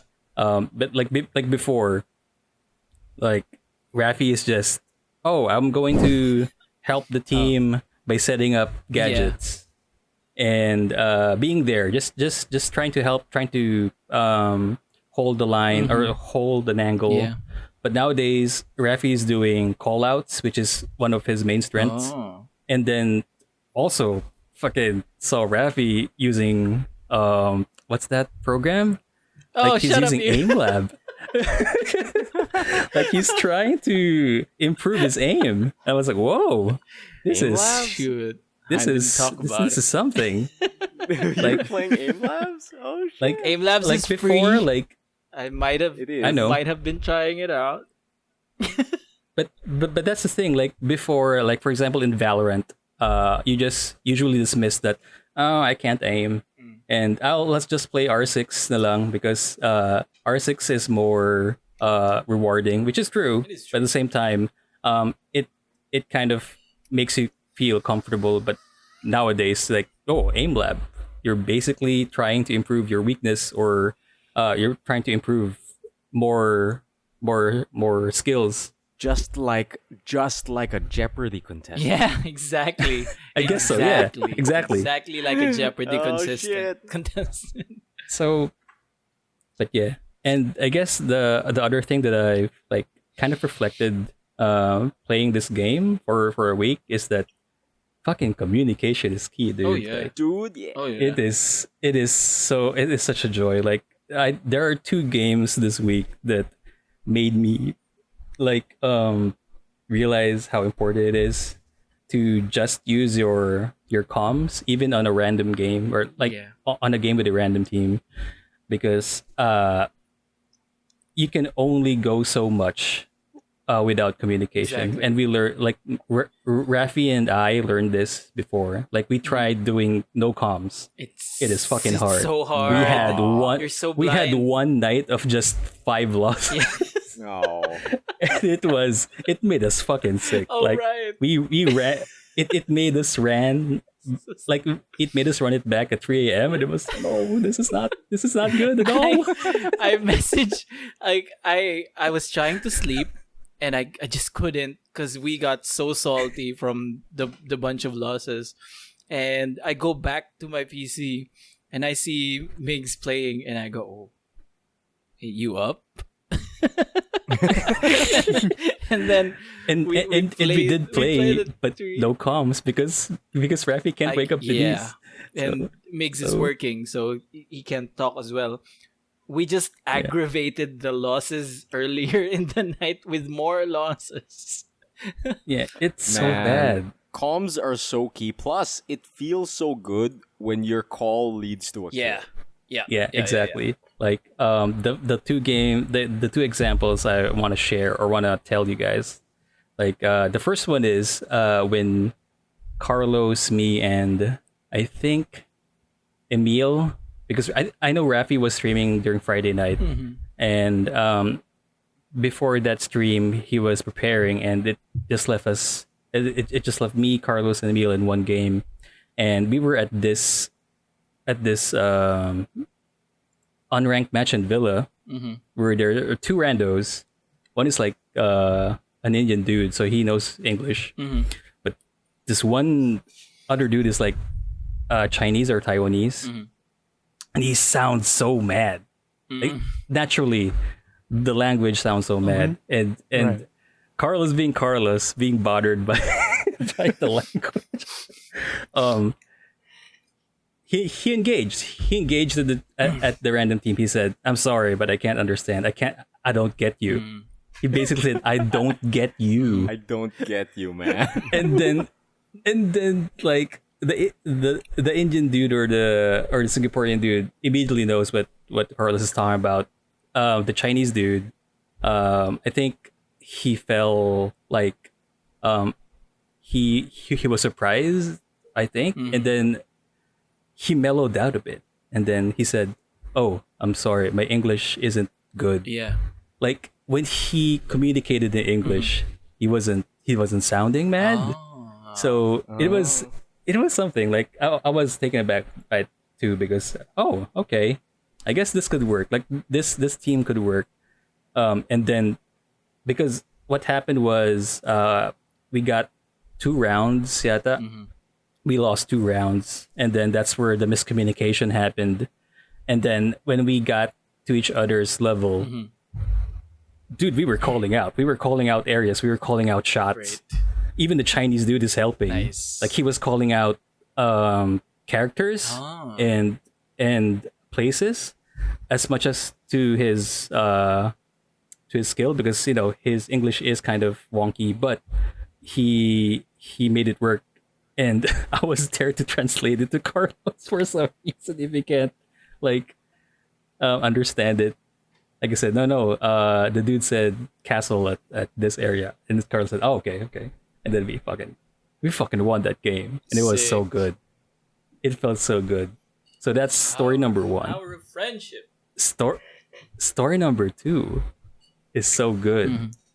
It also involves communication. That was last night. Me and Emile were playing an unranked on Villa, and then so the start of the game goes like this. So like Migoy was there because he was on Discord with Raymar Rufile, Seta, Yeah, we were just hanging out. and a few friends, and then someone in game chat suddenly says, "Hello," and then I was like, "Hey, who's that? And I thought it was Miggy or Peter or some of our friends, and it's Yeah. and then we realized it's the dude from the game, and then Emile engaged at him. Yeah, dude. And he like Emile says, "Hello there, friend." As he And then does. that's where the connection happened. Like first game we lost the round, and then the dude said, "It's okay, we can do this." And then Emile said, "Yes, friend, I know we can do this." And then he like Emile did it in a sexy voice that it kind of enabled the random talking dude to to reply in a sexy voice too. Like he said, "Oh yes, I know we can't," and I also button, "Oh yeah," and and it's just a give or take of trust, and then like it's a very hard fought battle. We were like trailing off, and then for some reason, every time we lose the round, we just says, "No, we can do it, guys. We can do it." We can do and then, this. yes, we can do this. I believe in you. And then that's basically the encouragement. Every lost round, that's basically it. Like And I then- remember distinctly. I say to the guy, "I trust you. Do you trust me?" And he says, "I trust you, bro. I trust you, bro." Yeah, exactly. I trust you, bro. Dang, And I then- missed this. The more we talk to this guy, the more The we better our do call. team played. The better our team played, the better the call outs. Even the other dude is also like. At first, the other random dudes were just silent, but they started to call out too. Like they started to just do like abrupt voice prompts or something like that. And then it was magical. I don't know what happened, but like every time like we have call outs, like we even go, "Oh, I got you, dude. I got you in this angle," something like that. And then it happened, and oh, nice assist, nice shot. So just the small things of encouragement and praise. Positive so- reinforcement. Exactly, positive enforcement. It's so effective in the team, and dude, we won that game. Like it's a Yeah. hard fought battle, like overtime match point. Like I think we got to like overtime 9 or something. Yeah, exactly, Jeez. like that long, and we never gave up. Compared to the other team, one dude actually left. Ducked out. Their He ducked team. out when we were starting to catch up. Yeah, Oh no. yeah, they ducked Weak out. spirit. Damn. Well, we remain strong with trust, and like it's Did you actually add him? nice. Like Did you add him up we- after? we feel the guy also enjoyed himself because when we were about to like win the game, he actually said, "Oh, guys, I have to ask you something. Like, where are you from?" And and then Emile said this, "Where do you think we're from?" And then they even the dude said like, "Are you Korean?" And then we never replied to him. Like we left him hanging. He'll never know. He'll never Never- know. He'll He never forever knew. wonder who were those two heroes. Yeah. I still trust them to this day. They changed my life. Oh my god. He tells you. Carried to his He grave. tells, he tells his kids the story of xenophanes and cheesy chimps. It was like Gerald's dad. Like it was Private Martin Yeah. Johansson. Oh Like, jeez. kids, let me sit you down. I need to teach you about trust and when I learned to trust. Oh man. It was those are magical moments, dude. Like Yeah, those are the two matches that I will never I forget. missed it. Damn because it. that is you missed it. I mean At the it was a joy. Amazing. Like I wish every game of R6 is like that because it's so fun. Like even though we were losing, we were just, "You got this, dude. Don't worry about it. We Yeah, got this." Yeah. And there are no toxic. Yeah. There's no toxicity at all. Like I guess save for that one round of loss, but after that, like when we all talk it over, like when we all go to voice comms, there's zero toxicity. Everything is just having a good time. Everything was just calling out, doing their work. So it was nice. I love it. Nice. Sick. Yeah. R6. We gotta play more. I It's love good. it. Yeah, we gotta Are play more. sick. Sick. Or sick. sick. Yeah. I'll be your Overwatch any Nice. day, baby. Oh yeah, baby. But yeah. Aside from R6, so I was just enveloped with R6 energy all through week because I was also watching the it's not invitationals, but it's the R6 League. So they're also like throwing out esports packs as Twitch drops. So usually I watch those during the whole work week while working. And it's surprising to say, like, I enjoy the Japanese channel more and on Twitch, like Japanese R6, because their commercials are basically tutorials on how to do entries on certain maps. It was so educational. It's a shame because there is no subtitles. Oh, Oh, And I really wish, yeah, they're just showing you, but I kind of understand because during one of the matches they showed like, oh, this is how we use sledge and how to enter in Oregon, and then they explained what are the good sledge spots to hammer down, so you'll have a smooth entry and what angles to hold after you approach this area. It is so informative. It really is a shame that I'm not sure if there is a video version of this or even a translated version, but it only happens in Japanese R6. Ubisoft, the Ubisoft YouTube channel doesn't have this kind of shit. It's such a the shame. official channel doesn't The have official it. channel That's a doesn't have bummer. it. And it's so helpful to people. Like, I've seen chat on Japanese R6, English chat, actually saying, these are really good tutorials. I wish there was tutorial videos like this on the NA channel. And Dang. it's such a, yeah, I would probably look for these videos, and hopefully there are translations of this because these are really good videos, like tutorials. But yeah, other than that, I've watched a movie called Eraser because I was high with the R6 tactical thing during the week. Eraser. So I have to watch something that is also tactical. At first, I watched Executive Decision, and it stars Kurt Russell and Steven Seagal. But Steven Seagal died immediately, and it's up to Kurt Russell to save the day. And it's on a plane, and Kurt Russell is trapped on the cargo hold with a few tactical soldiers too, and they're trying to save the airplane or something like that. It's a fun movie, but I'm here to talk about Eraser, the Arnold Schwarzenegger movie, Yeah. and he is some sort of like a cleaner. Like he basically fixes stuff. He makes people disappear by faking people's deaths and trying to protect okay, them okay. with their lives. So stuff like that. At first, when I saw this kid as a movie, I didn't think of it like, why is it called Eraser? Is it because of this one scene in the movie where he just said, "You just been erased," and then they killed him, something like that. That's what I thought of it. You've been Like- erased.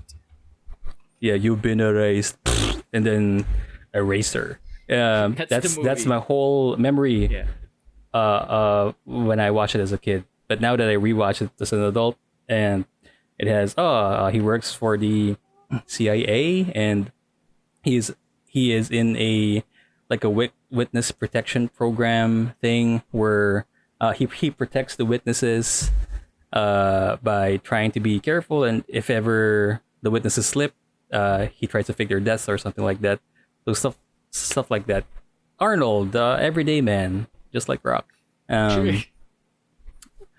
And yeah, I won't spoil the movie, but it's just there's someone who betrayed him, and then he's there to clear his name and stuff like that.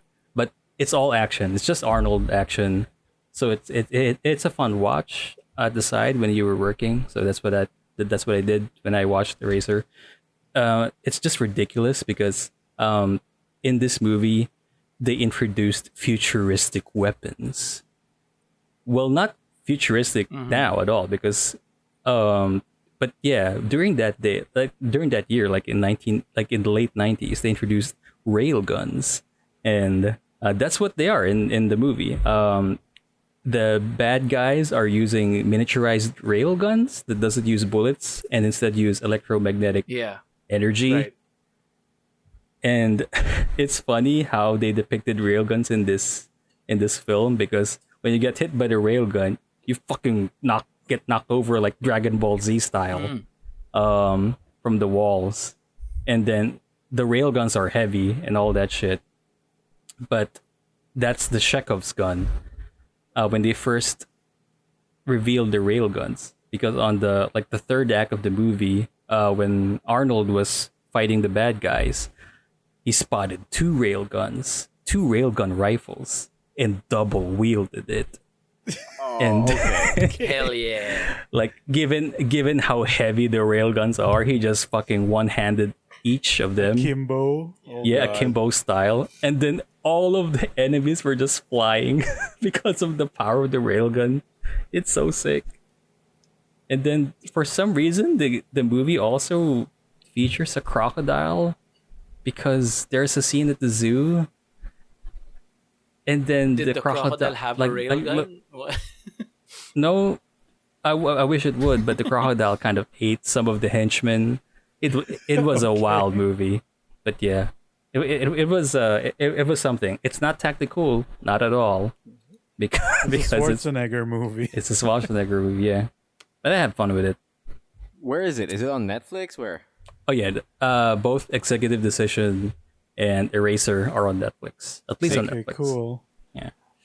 But yeah, it's just that's my week. It's just full of R6 and full of weird old action movies. That's kind of like a nice combo. You supplement your realistic tactical game with turn your brain off action movies. Oh yeah, sometimes you need it Oh yeah. yeah. just to That's a cool good off your contrast, thinking actually. brain. And man, the stories of like multiplayer and voice chat just bring me back to like the Overwatch days where Emile would do the same thing, Oh yeah, do his voice actor thing, and then when we play comp, it like we would actually get people to join in voice chat, and things usually turn out better that way. Oh yeah, Just because communication is key in like competitive scenarios. Yeah. You just gotta make the guy on the other side realize that they're talking Yeah. to a person, and once they realize that, they're gonna be less toxic. Yeah. Yeah, less like not completely. Not all the I time. know, Also. like it doesn't eliminate, but No, yeah, they become like a bit more controlled. They- Like, Yeah. all right, fuck, I'm not yelling at nothing. plus yeah, points they're if you're yelling funny. back. Yeah, That's cool, and like in Rainbow, that matters more so than like the cartoony like shooters we played before. That's really Because neat. without that, like all you get is sometimes the occasional "What the fuck."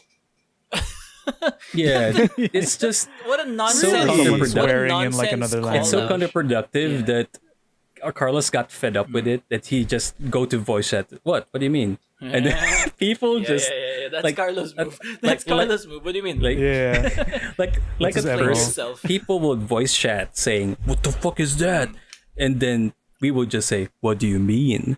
And then they would just wouldn't have back any- off and Quiet then up. type Yeah. their thing, and then, well, we're just new to this map, so let's just call our shots, and then they just cooperate. Yeah. It's so funny. yeah, You gotta- yeah. That's absolutely key when it comes to comms, and I actually haven't experienced the toxicity you guys talk about in R6, so that's super interesting. It happens. Oh, dude. It It happens a bit. I think it's less prominent because it's not as openly accessible as say like Valorant, that's free. Yeah, that's true. That's or true. like overtly popular as Overwatch. I guess so. I would You know, say stuff like that. Valorant is more Oh toxic. yeah. Oh hell the, yeah, I for the sure. toxicity of here in this game is like just people typing ... or question mark, and then and then whenever we engage in, they would say, "Oh, sorry."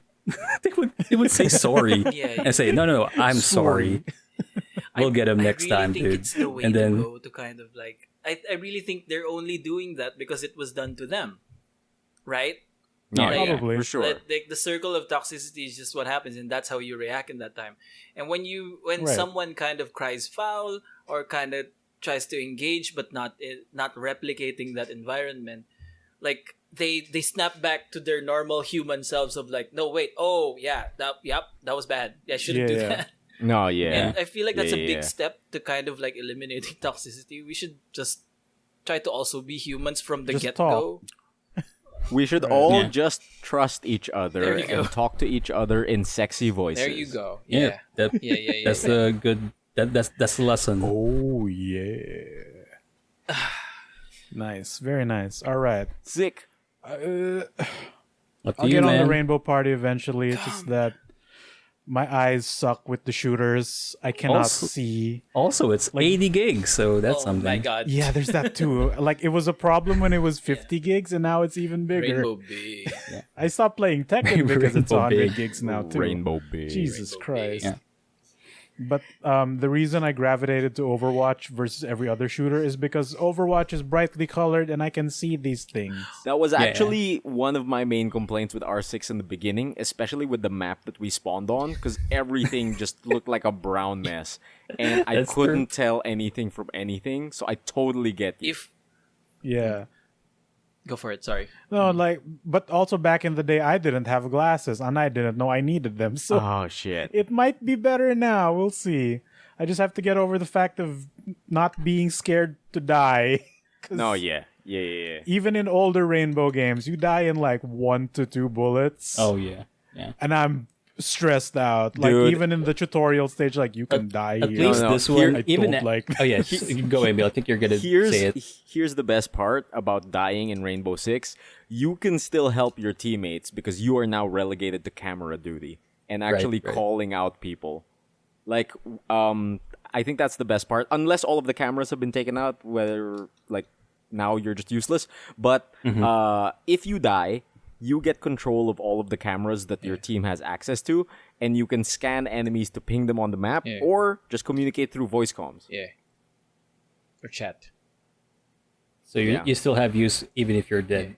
Yes, That's the only value I gave the team for the No, longest don't time, for say like that. 200 hours. I just kept dying. That's why I'm so good at callouts. Because I'm always on the drone. Yeah, and Is what do you Raffy call the it? man in the chair? Yep. Pretty much. and like scanning opponents, it like actually has a use because you could ping opponents just for your team, or you could scan them. Freak 'em but out. the thing is, when you scan opponents, it They're freak out. alerts them that they've been marks them. scanned. Yeah. Oh. But the thing is with that is if you're controlling like a bulletproof camera or something, just keep scanning them over and over again, and they get spooked. Yeah. Yeah. He saw Exactly. me. Yeah, Exactly. He saw me. Yes. Nice. Okay, People. cool. That's also how you get rid of toxicity, right? Yep. Yeah. People. Scan them. All right. I don't know how I can top off the big Rainbow weekend, but I had some slightly new experiences. Okay. When it comes to the Yeah. media, Netflix has also become the thing where like I want to watch something, I boot up Netflix and like I don't want to watch that now. Exactly. That Yeah. has subtitles. That's That true. requires more attention. I don't know, like, right? And I can't just watch the same old things over and over again, Yeah. even though that's like a good comfort zone. Like, oh, I can watch Korra again, and while that might be fun because I barely remember the show, like I've seen that before, though. I know how that ends. Yeah. I want to make productive progress with time and watch something new, right? Totally get you. So I look at my old files of like TV shows that I have, and I forgot that I actually have copies of the 2017 Marvel Spider-Man animated series. And you know how I feel about the Spectacular Spider-Man cartoon and how bummed I am that never finished Yeah. because of the whole Disney transfer contract Yeah. thing. And then they ended all their video games, their TV shows, and whatever, and then made new ones under the Disney banner. The bummer that makes that sting was because the follow-up cartoon to that was Ultimate Spider-Man, which had Drake Bell voicing Spider-Man, Oh. and I cannot stand that. Really? I enjoyed Drake and Josh. Did he? I don't like Drake Bell anywhere else. Did he forget to install the especially as doorknob? Spider-Man? What happened? Dude, no, he does like the whiny kid voice, so it sounds even worse. No. If he did his normal voice, I might have tolerated Yeah. it. And that show kind of goes in ways that I like, but the early season is I cannot tolerate the voice, and the animation isn't super good. Like it's not bad, but it's something that my brain goes like, oh, budget kids cartoon, so they can cheap out because nobody's gonna care, right? So I like back in the day, I came across clips that I assumed were from that cartoon, the Ultimate Spider-Man Yeah. cartoon. But notice that the animation is different. It's better. The voices are different, and like the entire like art style is also different. The suit mainly was like it looks much like the classic suit, but has some slight modern redesigns. Like the centerpiece doesn't connect to the belt anymore. It kind of like divides in the middle and has angles to the cuts to make it more classy. Like really slight details like that. And like, hey, I can dig this redesign. Like it looks like the classic suit, but you can tell it's kind of modernized, etc. Then I see like other clips and hey, that actually looks nice. So I look up this show, and you know what I really hate about a lot of these naming conventions? What? It took me a while to find this show. Because what do you get when you Google Marvel Spider-Man? The movie. true. This is PS4. a problem with the PS4 game too, Yep. right? You look up info about the game, you get everything. That's a nightmare. So spectacular I hate Spider-Man. how there's no like titles to these fucking even actually back in the day, like the Spectacular Spider-Man, that was a fucking comic series. Yeah. Yeah, that's Right? that's the problem of being the most popular superhero ever, huh? Right, and like it doesn't help how there was a CGI animated show just called Spider-Man. That was bad. the one with The it was okay. It I was didn't weird. like it. It wasn't. It's not meant for kids because the show is kind of out there. The one with that was Neil Patrick Harris as Spider-Man, right? Yeah, that's just called Spider-Man. That one too doesn't is help. also like, that's the Sam Spider-Man. Raimi movies too. Fuck. I think you go Spider-Man 2017, Spider-Man 2000. that doesn't narrow it down too, because there was I think another like mini series that came out within the same year. Because this search started off with me looking for Spider-Gwen animated shorts. Okay. And that's how I came across this Spider-Man cartoon. So I was able to find like episodes for this series. I think it got cut off at the third season because it seems incomplete. But the first two are complete, so I started looking that up. It's trying to appeal to the kids who like the live action Homecoming cartoon. So Tony Hawk is the mentor character essentially. It's like a weird pseudo super future-y, unexplainable tech. Yeah. And Peter is going to a high school of super science, and that's where you're doing his super science things. Sure. But they're also like trying to appeal to a wider audience because Miles Morales is his classmate. Hey. And Miles Morales becomes Spider-Man as early as like episode 9. Oh. Which seems really fast, but I'm really digging the pacing. The animation is like a lot more work than I would give it credit for, because when they swing, it looks really nice. Okay.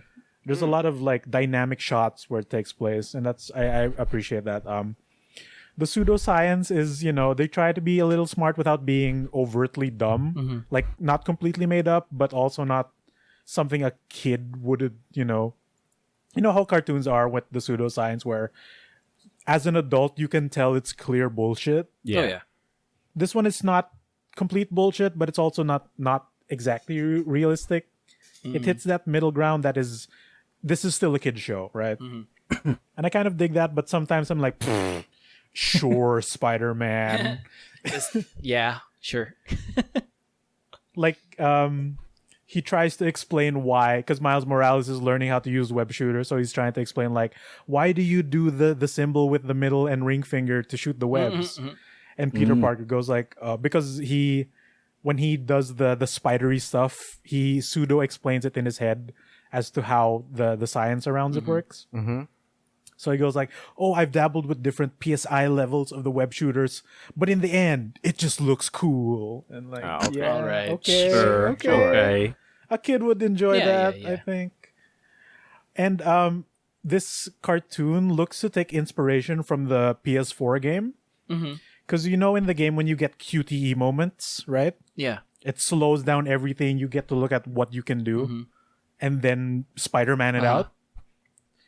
In the first few episodes, he gets those moments at least once. So like a calamity happens, a bus is gonna crash into these things. Spider-Man goes into slow-mo and he's saying out loud in his head, like, okay, what can I do? Oh, if I go at a 45-degree angle here, I can stop the bus, save this guy, do it, whatever. So it kind of does that. Like it stopped doing that later on, but it was kind of cute seeing those video game QTE moments in a series. You know, like, hey, if you were a kid who got the game, this would be your jam as a Saturday morning cartoon, right? This would tie it up.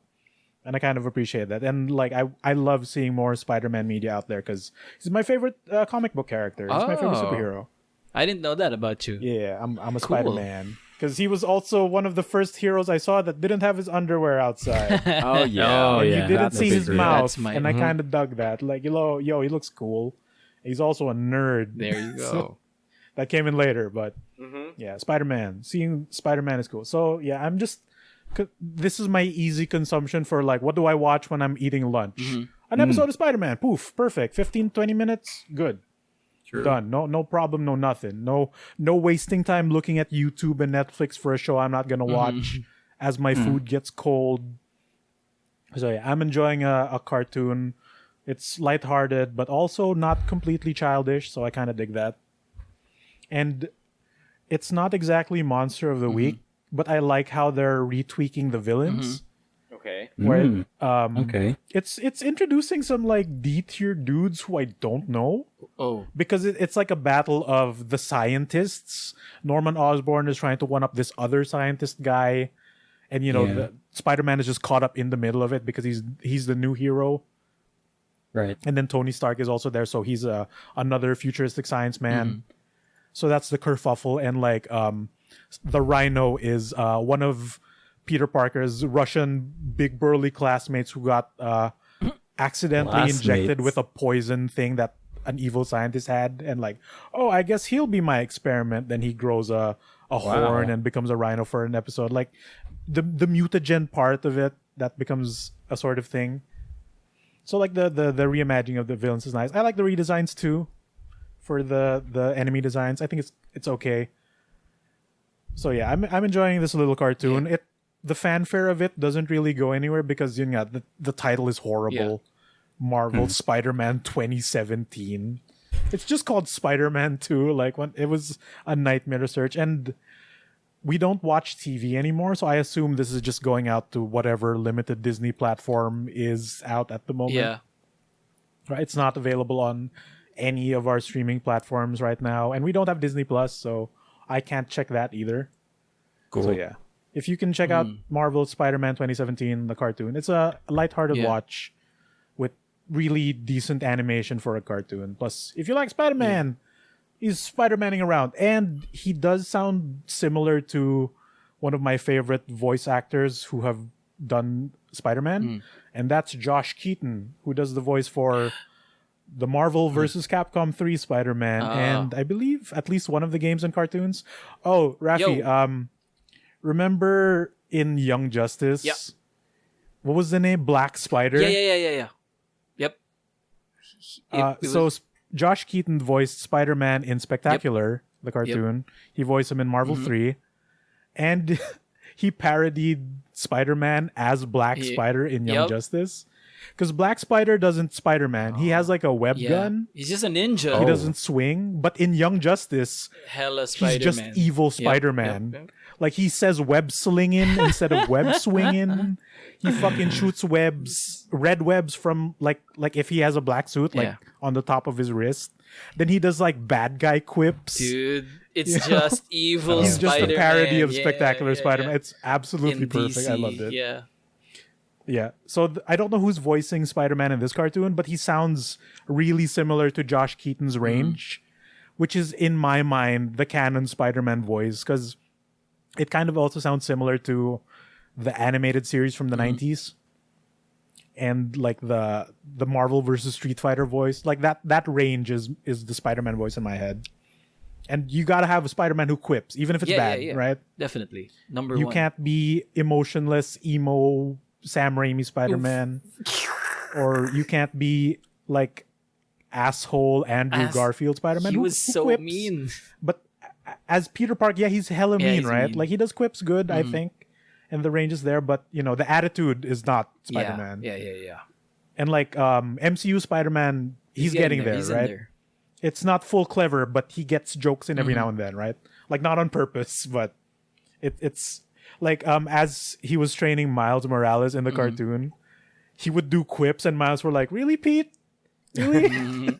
And like, you gotta give the quips, dude. That's what gives the bad guys fear, and like, it's really part of the dynamic. And then Miles starts doing it too, and like, yeah, you're getting the hang of it. Cool. So I think that's really cute. That's really cute. It's a fun cartoon. Hopefully, anyone can watch it somehow. I don't know. I can't tell you how to watch it yourself. Yeah, this art style's really good. I looked at it. This art style I like I it. really like this art style. It's so fresh. It's so like the lines are so clean. Yeah, Slim Spider-Man. I like. yeah. Look up the Ultimate Spider-Man cartoon with Drake Bell. I do not like how that cartoon looks. I think I remember no. this was the one where he's training under Nick Fury. Nova's in there somewhere. Yeah. He joins the Avengers and multiverses it out. They go a bit too far. Not crazy. the Spider-Man story that I go for. Like I'm not a fan of Spider-Man being trained by Shield, a government agency, with other superheroes. Yeah. That's just not what I like. I like him like neighborhood Spidey, right? Yeah. Small time, small yeah. scale, right? Street hero. But I do get the appeal for the Ultimate one because they were banking off the MCU hype. So the thing was, instead of Monster of the Day, it's going to be Hero of the Day. Like, who does he cross over with now, right? And that kind of goes into, like, they get a bit classy with it because they play the big guns early. And then later on, he's teaming up with, like, the Big Hands Miss Marvel. Ooh. And like, Kid Nova. The one who looks like he's wearing pajamas and stuff like that. Some sidekicks. And that becomes his thing. I do appreciate that part. But yeah. Marvel Spider-Man 2017. Looks cool. I'm enjoying it. For the game part, aside from the new thing, which maybe I'll talk about later, the new hotness that is consuming It's the world so right hot. now. Oh yeah. I want to talk about something that I am just having an absolute blast with. Magic Legends. And I know it's not going to be for everyone, but this is pushing all the right buttons for me. So Migs talked about this a little bit, but he held his ground because he knew he didn't want to spoil it for me. The what? Okay. So yeah, this was the trigger because I also owned this game at the time, but to prevent myself from getting this spoiled, I finally booted up AI, the Somnium files on Steam. I've seen you Oh, playing this, okay. yeah. And for people who are unaware, I am a big fan of the Zero Escape series, written and directed by Kotaro Uchikoshi, Yeah. who loves doing this kind of stuff. And this is his game after the Zero Escape series, since Zero Escape is done. The trilogy's over, thank Right. God. Yeah. And it's great, but good Lord, it jumped platform generations. So there was a point where I was fearing it would never finish, right? Come the second game where they set up like a sequel, and I'm like, that's never gonna come out. We're never gonna play the third game. I'm just gonna die in this hole where I can't talk to anyone because nobody played this series. So thank God Zero Escape is done. Yep. So AI, the Somnium Files, is completely new. I mean, it might tie into the universe, but the events are their own thing. So it can stand alone, which is perfect. And man, like, I talked to Migs about this already. Zero Time Dilemma, Zero Escape 3 is the ugliest out of the 3 games from the Zero Escape series. All right. Like, it's in full 3D. It's fully voice acted. You essentially just watch this graphic novel Okay. and then play the puzzle parts. Because there's, like, the second game, Virtue's Last Reward, is essentially fully voiced, except for your character, because it's in first person, right? And actually, that plays into the plot, too, of the first person perspective, which I actually really like. So the protagonist is completely silent, right? ZTD takes a third-person perspective outside of puzzle-solving moments. So everyone is voiced, even the character you're supposedly controlling, right? So that actually makes it really easy to consume, but visually, it's the ugliest game because it is the most budget 3DS-looking-ass game I've ever seen. Wait. If you're having a hard time imagining what 3DS ass game looks like, Okay. just think about a game that had essentially no money put into it when it comes to 3D animation. Is this LDR or ZTD? ZTD is like butt ugly, It's like Telltale, Emile. That's basically it. but worse because okay. it's animating at like 15 frames per second. Oh no. I'd say the framing is a lot classier than Telltale, because Telltale has that thing where it calculates what you're doing and then has trouble loading cutscenes. That's why it looks jank. But yeah, that level of nothing is mocapped, everything is hand animated, but it looks like it was done by two people. So you have like, oh, move your arm here, stop, then full dialogue happens, right? Like they're dolls moving. That's what it looks like. The most budget cutscene ever. Gotcha. So AI the Somnium Files looks leagues better because everyone animates really well. Like it's the same style, but done with much more care. And what I appreciate is when characters talk, not only are they animating in the scene, like they look around, like when somebody's talking to someone else, they will look at that character and act accordingly. And then their avatar that comes in with the dialogue is also in 3D, but the faces are animating the exact same way. Like all the lip syncing is spot on. So they're animating in an avatar form as they would if they were a 2D image. Like how 2D graphic novels have like canned animations for characters. So like there's a character in their thinking pose, in their yelling pose, in their calm pose, etc. Think of that, but the mouth is animating exactly the same as the model in front of you. Right. Yeah. So it livens up the scene just from that. But it's not also one-to-one because their eyes also animate separately. So the avatar will animate in all their canned methods, right? But even if their lip syncs are the same, in the actual stage, their eyes are looking properly where they're supposed to. So say the avatar is looking directly at you. So like the character's head is tilted, the eyes are looking to the right towards you, the player, right? But in the scene, the character is talking to someone on their left. Their eyes are looking left because they're talking to another character. So that little fucking details like that just make it seem a lot more lively. And also, it's fully voiced, which I really like. And Yeah. Even technically the non-important characters have voices, which is surprising. yeah, everyone is fully voiced. Maybe not everyone, but even certain like minuscule nameless NPCs. Yeah. Most of them will have full voice dialogue. So I really appreciate that. Also, how they because the game takes place essentially in first person, how they subvert the character being silent is you have an AI companion, which your character is missing a left eye. So your AI companion is your left eyeball. Because get it? AI. Whoa. That happens a lot. The name of the character is Aiba, which is a pun of AI, eyeball, and aibo in Japanese, which means partner, okay. comrade. Wow. Because Oh, Japan, yeah. so That's so many multi-layered. triple, quadruple Yeah. entendres, right?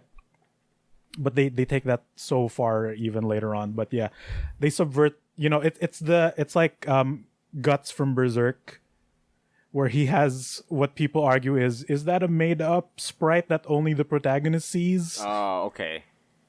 So the character has someone to converse with, making him not a silent protagonist, right? Because he's talking to someone, there's a reason for him to be fully voiced, Verbalize, yeah. right? And the eyeball is actually a proper character because it can pop out and manifest a little like gelatinous body. Like it's got tiny arms and legs and even ears, so it looks like a little pet. Yeah. That characters not only you can talk to. And they take it even further where if only you are talking to it, it will sometimes become an anime girl. Yep. Not because it's creepy and whatever. It's because the AI is like, oh, you like these kinds of women, right? So I'll become one of them so that you can talk to me easier. And the character's like, what are you talking about? And like, I've seen the inside of your mind. You can't bullshit your way through this. And the AI is incredibly sassy as a character. It's incredible. The dialogue is absolutely amazing. I can't describe it. It's just It's like it's so quippy. It's so good. if the Zero Escape series are serious and just tries to be funny in its way, this one is like unchained humor, unchained dialogue. Right, Okay. right. They don't have any like limit. There's nothing to limit on how goofy the characters can be, and that's how endearing the characters are in this game because Right. it has that sort of goofiness to it. Right. And it's not like absurd goofy, it's believable goofy, Yeah. right?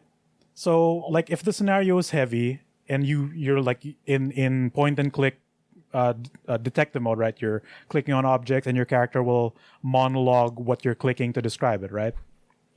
Even if the scene is tense, sometimes your character will still joke because he's thinking in his own mind, right? And the joke will come out as a topic of conversation because your AI companion can see your thoughts. So it's justified in that regard where like why like somebody's dead right in front of you, so why is your character joking? Because he thought of it as he was looking at this object, right? And because he thought of it and somebody commented on it, it then becomes a conversation.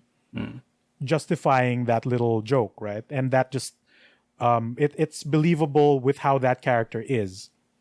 And you could even know these character quirks beforehand if you look in like the character archive log and see the descriptions, because it just bears it all in front of you immediately if you look.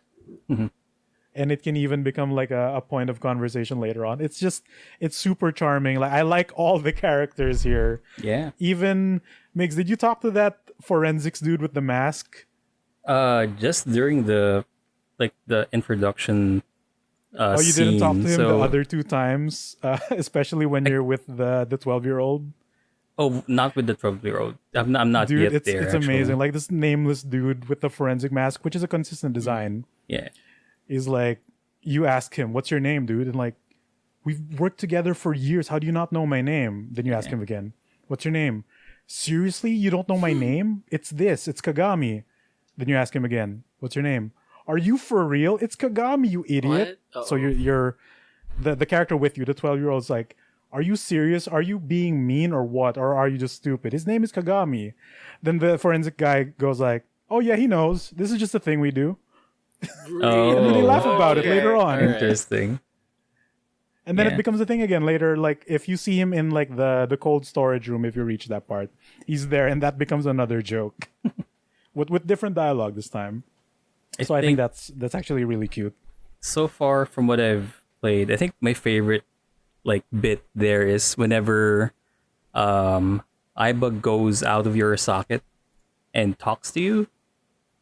And usually during these conversations, you will get like a little window of what Aiba is seeing. Yeah. So usually he will see the protagonist and you will see, so basically you're seeing yourself. And Right, if you so- actually talk to that window, he will go, "Hey beautiful, hey handsome." He How are sees you? himself, Kase, right? Yeah, he sees himself. So it's like a bit of him talking to himself. And then Aiba will comment like, "You're an idiot for doing this every single time." Yeah, yeah. Because he does it every single time. If you click that dialogue option, it'll always be there at least once. The purpose of that little window is to show you like clues or whatever they're referencing, right? But it's explained because it's essentially like a Google Glass screen specifically Yeah. just for you, and that's how your character reviews like scenario. Because he's like a police detective, right? Yeah. So you're solving murder cases, and that's how it like the evidence pops up. But because it's a functioning electronic eye, when the eyeball does physically pop out, it shows whatever it is looking at. So if the rare scenarios where you can look around, you can see your character's head looking around Oh. as you do that. And like it's a bit jarring at first, but then you like they play around that sometimes where like because the AI is future tech, it can connect to the car and manually it'll drive for you. So the one scenario where the eyeball was in the center of your steering wheel and then you see its perspective I was thrown off. Like, why am I looking at myself? And I look at the steering wheel and I see the eyeball and like, oh, no wonder I'm looking at my chin from the bottom up because you're on the steering wheel. Yeah. And then it's conversing with you and the character beside you. So it's really clever with that part, and I think that brings so much life to the game, and it's really entertaining throughout the entire thing. In the previous games, you sort of get fatigued listening to the story Yeah. because you're reading it most of the time. Yeah.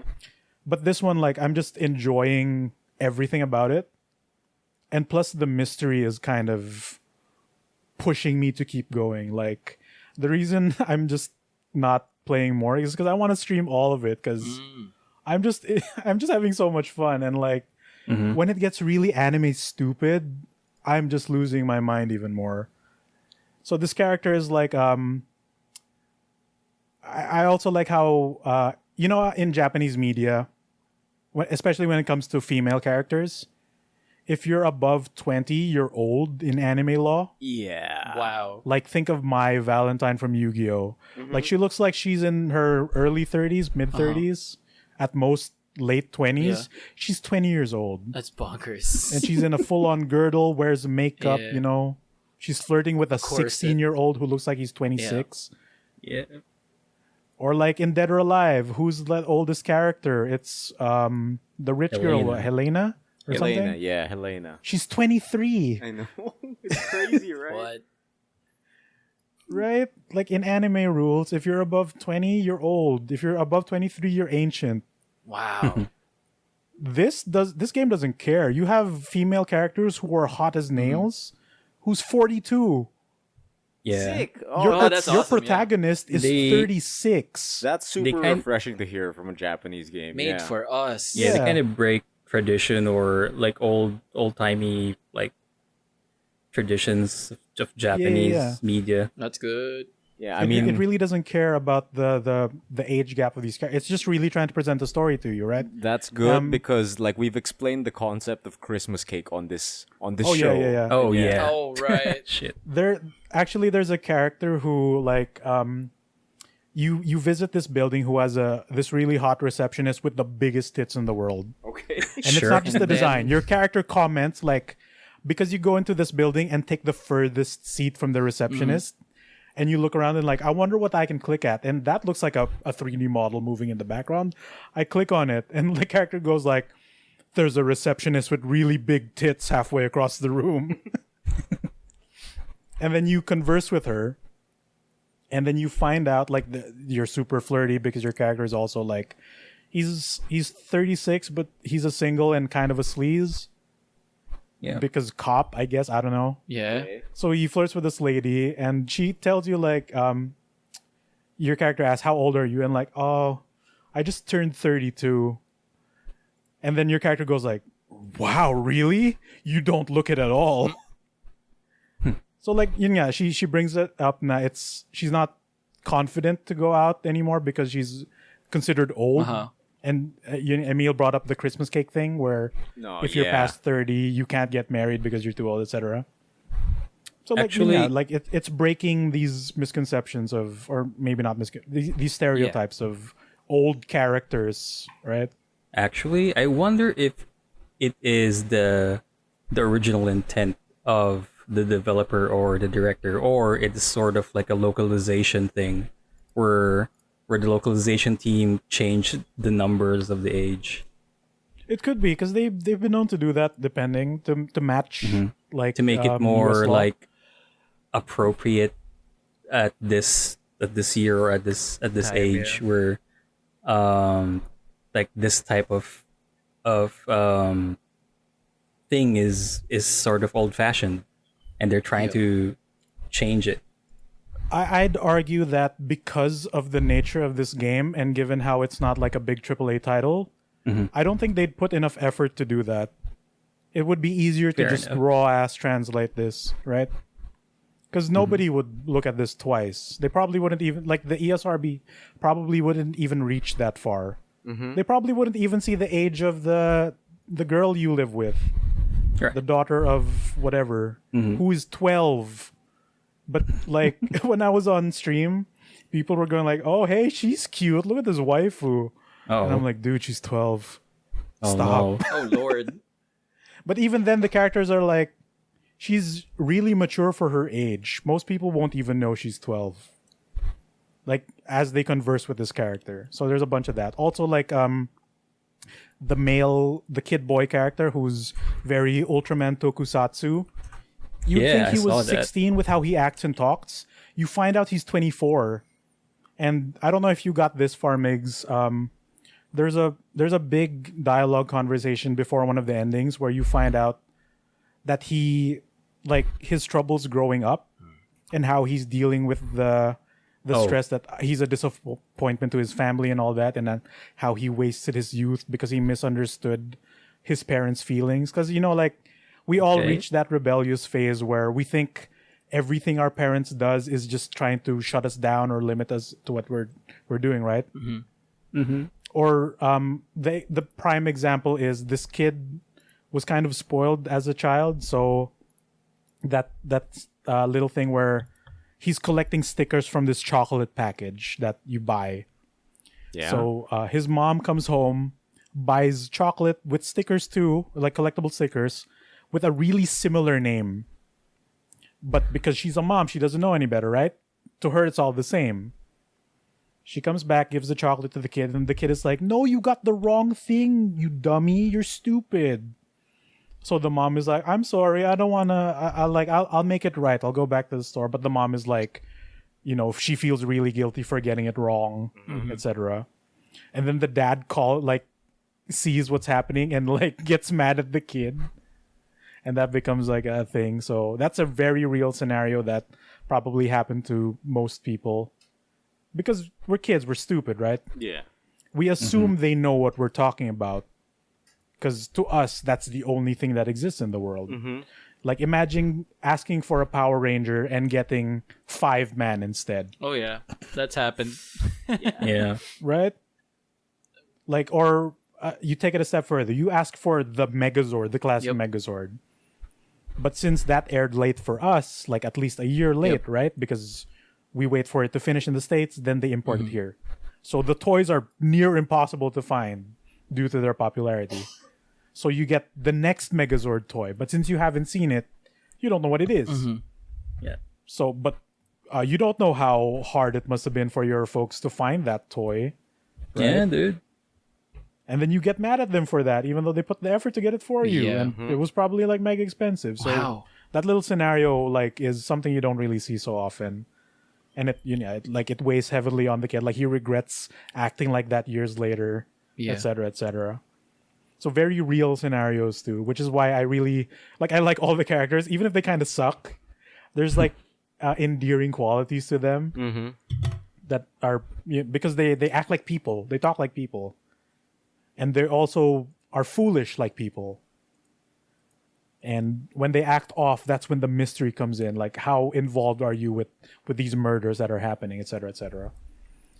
And when on the topic of portraying just people, like Migs, did you meet Mama, the character Mama? I am very, very early into the game, to be honest. So there's a character who runs a bar, big gay man, Okay. like looks like a man, dresses like a woman, voiced as a man, but nobody gives him shit.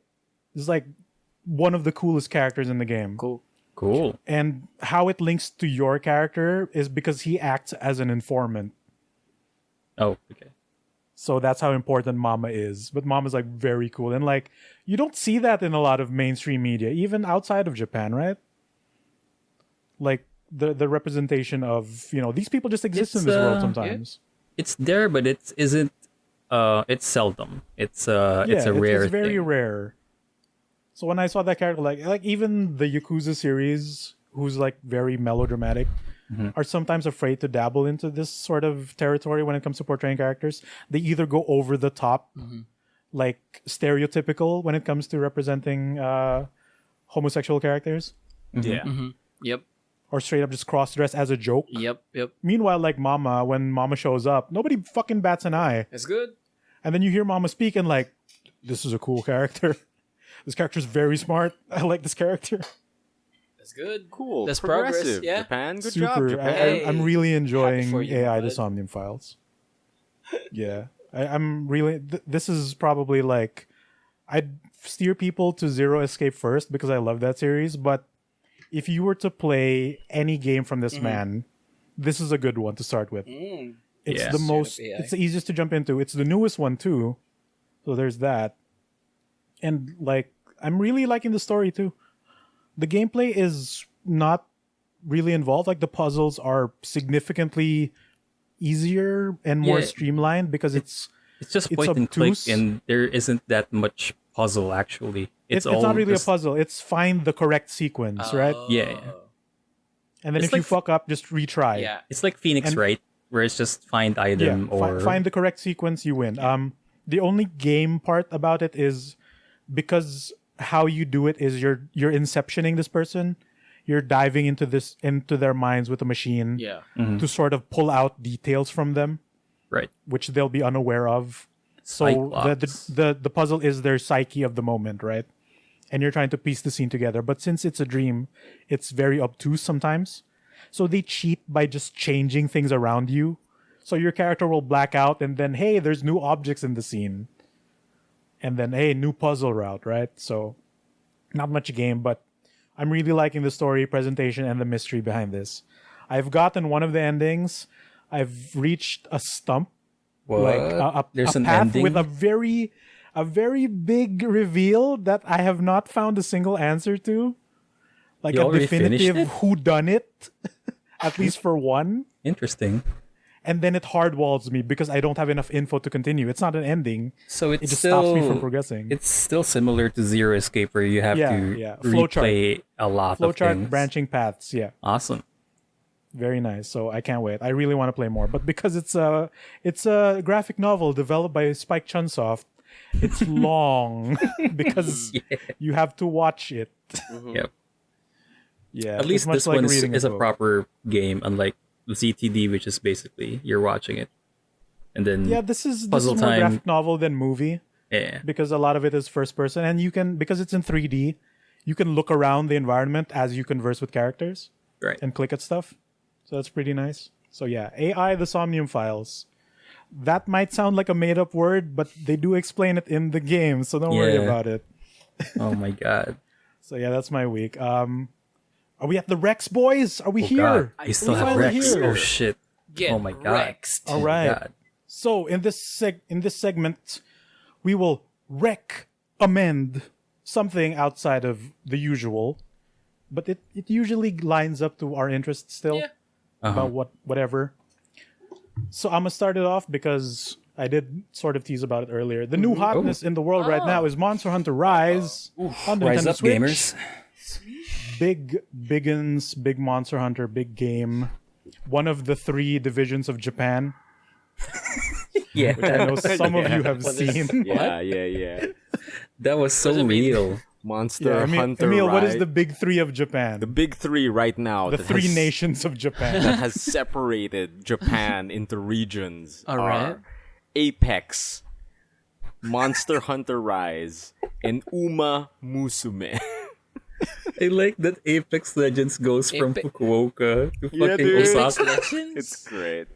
Yeah, Raffy, dude, imagine the map of Japan divided into 3 warring kingdoms. Yeah, this One factions. kingdom is Apex Legends. Yeah. One is Monster Hunter Rise, and the other one is that anime horse racing mobile game. Yeah, it's so Is weird. this like a Suddenly it horse girl. spiked based on up in data popularity. or what?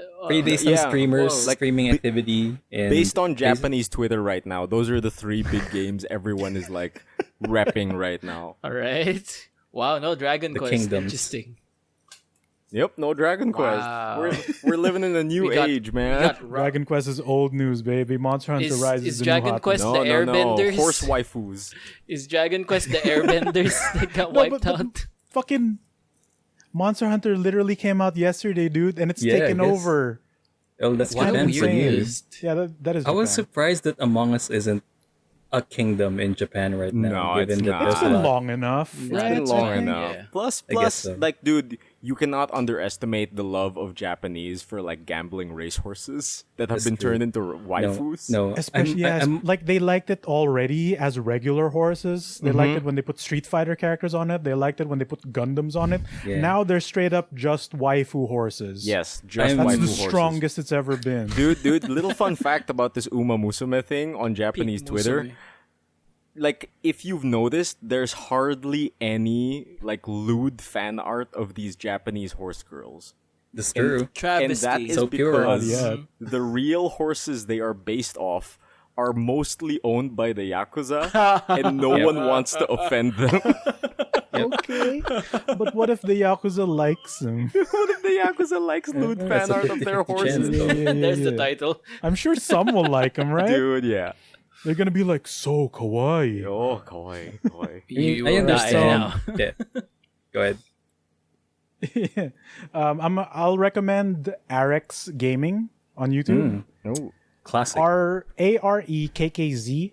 Yep. Because this man, The Hunter Man. this hunter man, probably has the most digestible weapon tutorials out there. Oh, yeah. He makes Since good Worlds. ones. He has this nice soothing, is it British or Australian voice? And just Probably- gives clean weapon tutorials. I've been following him since Monster Hunter World because Lord knows you need these weapon tutorials because the game is not going to tell you any of this. And because Rise has Monster Hunter Rise follows a lot of new stuff that World did, but has also changed a bunch, especially with like the weapons, which is very crucial to your hunting, Yep. right? Yeah. So I've found myself going back to Arekkz Gaming to look up how to do attack with this weapon because the old input does not work no more. Oh no. And I've seen people do it, so how to do because game won't tell me. So yeah, Arekkz Gaming is very key, I think, and short informative videos also. So yeah, Sick. we will give the links in case you cannot search the man, but yes, Arekkz.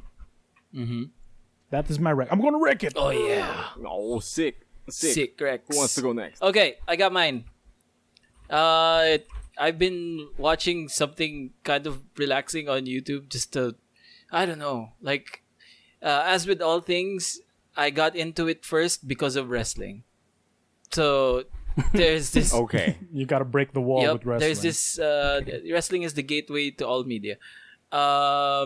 There's this one YouTuber called Dr. Beau Hightower, and what he does is he does the chiropractic adjustments on all the famous athletes, and he YouTubes it, and it's pretty satisfying. I'll Oh. tell you what. Interesting. Like famous athletes? Famous athletes, Isn't that, like, WWE superstars.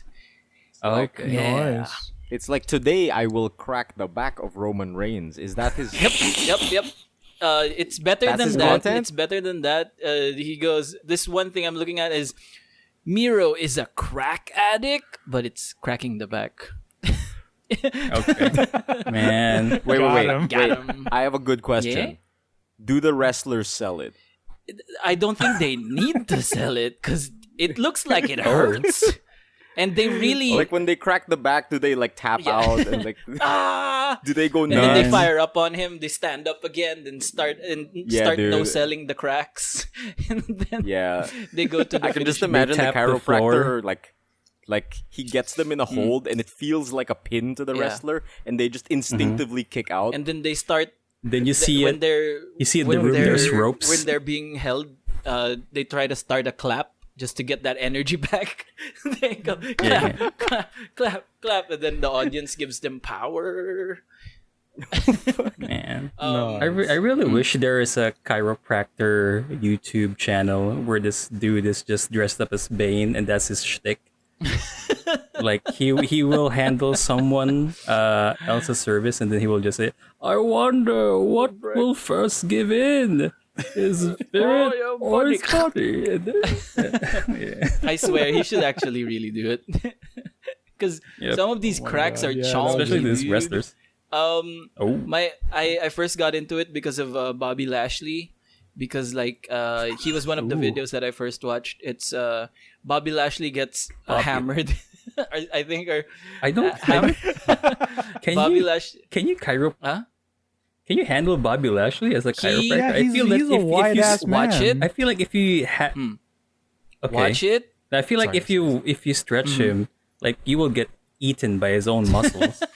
You'll get He looks sucked like in. he looks like a living Bruce Timm character with how wide You are he so is. right. Yeah. And those chicken legs, belong to KFC, baby.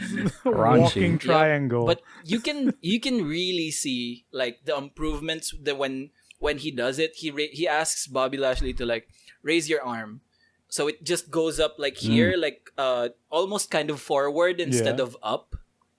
So when he does the adjustments, raise your arm again, and it's like fully up, standing straight. But he went through pain to get that up there, but like it's fully up, standing straight, and he's looking at it and he's like, I haven't been able to I haven't been able to do that since 2017. Oh no. Oh, It's man. great.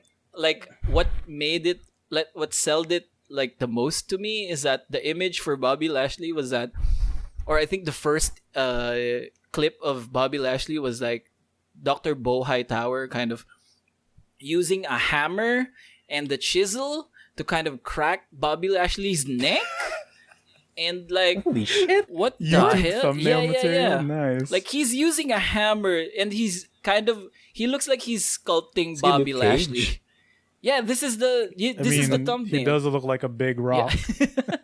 Fucking Thi- Luke Cage. Very This is chiseled. the thumbnail. Yeah, he's he's got a mallet, like sledgehammer level mallet, and he's like pounding down on this little nail that's hammering down Lashley's shoulder. And I'm like, that can't be real. That's gotta be like clickbait shit, right? That can't be right. And then I watch it. It's actually really entertaining, and you can see the relief on this man that he's now able to move and raise his Oh, bless his there's soul. also Interesting. I couldn't There's- move until I saw this man. there's also one bonus where I also didn't believe what I was seeing. Like, it's also one of the first clips in the whole video. He's taking that same hammer and chisel, but it's right up Bobby Lashley's butt, like his tailbone. Damn.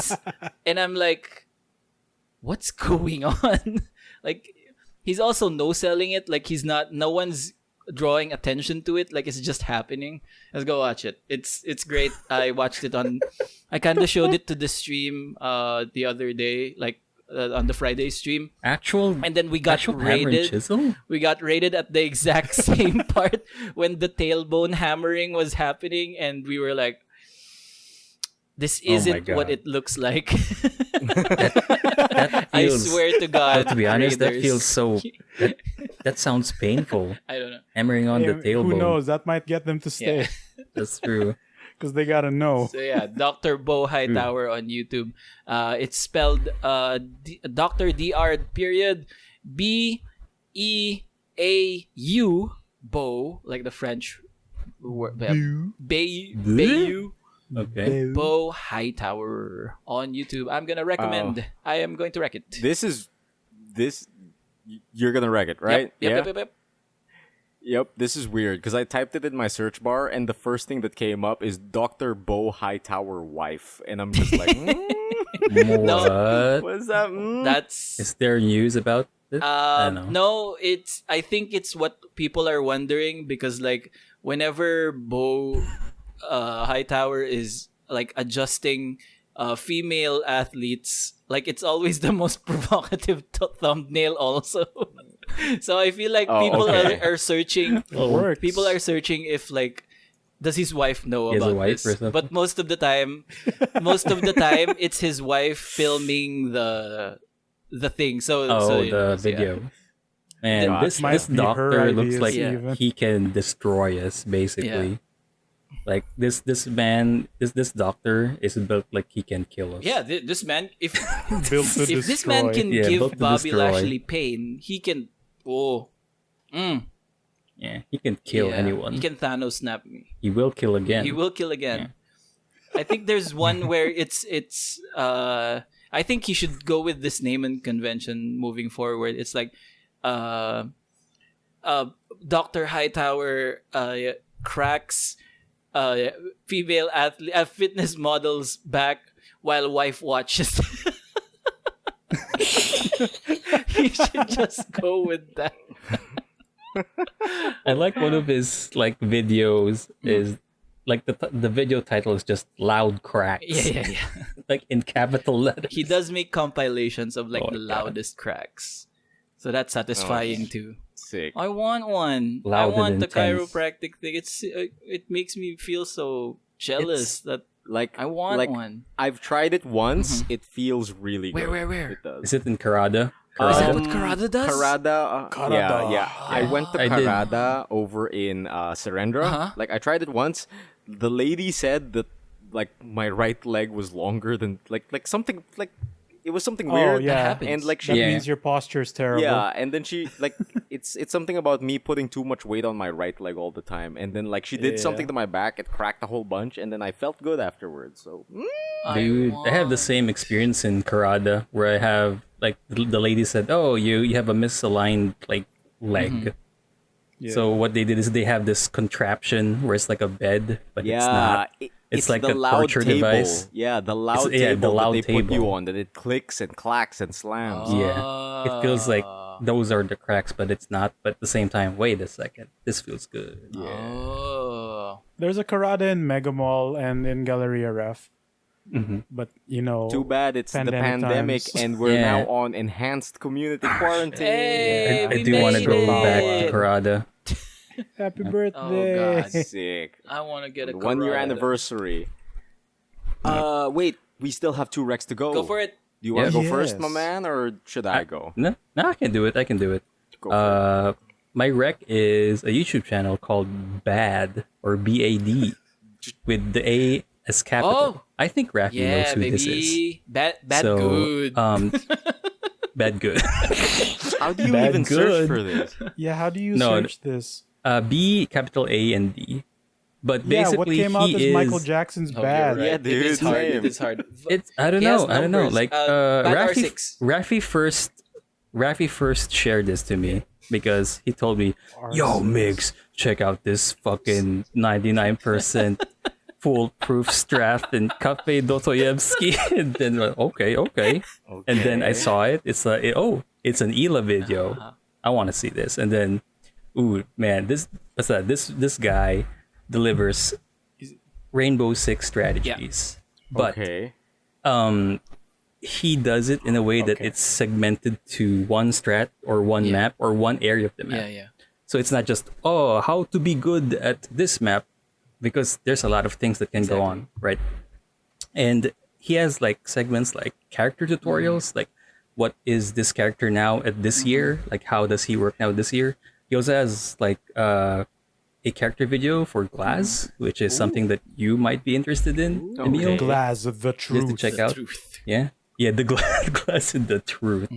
Yeah, and but like, it's informative, it's fun, Yeah. and the best thing is that he has examples for each strategy. Like he has real world recorded matches that applies those strategies, and he explains it thoroughly.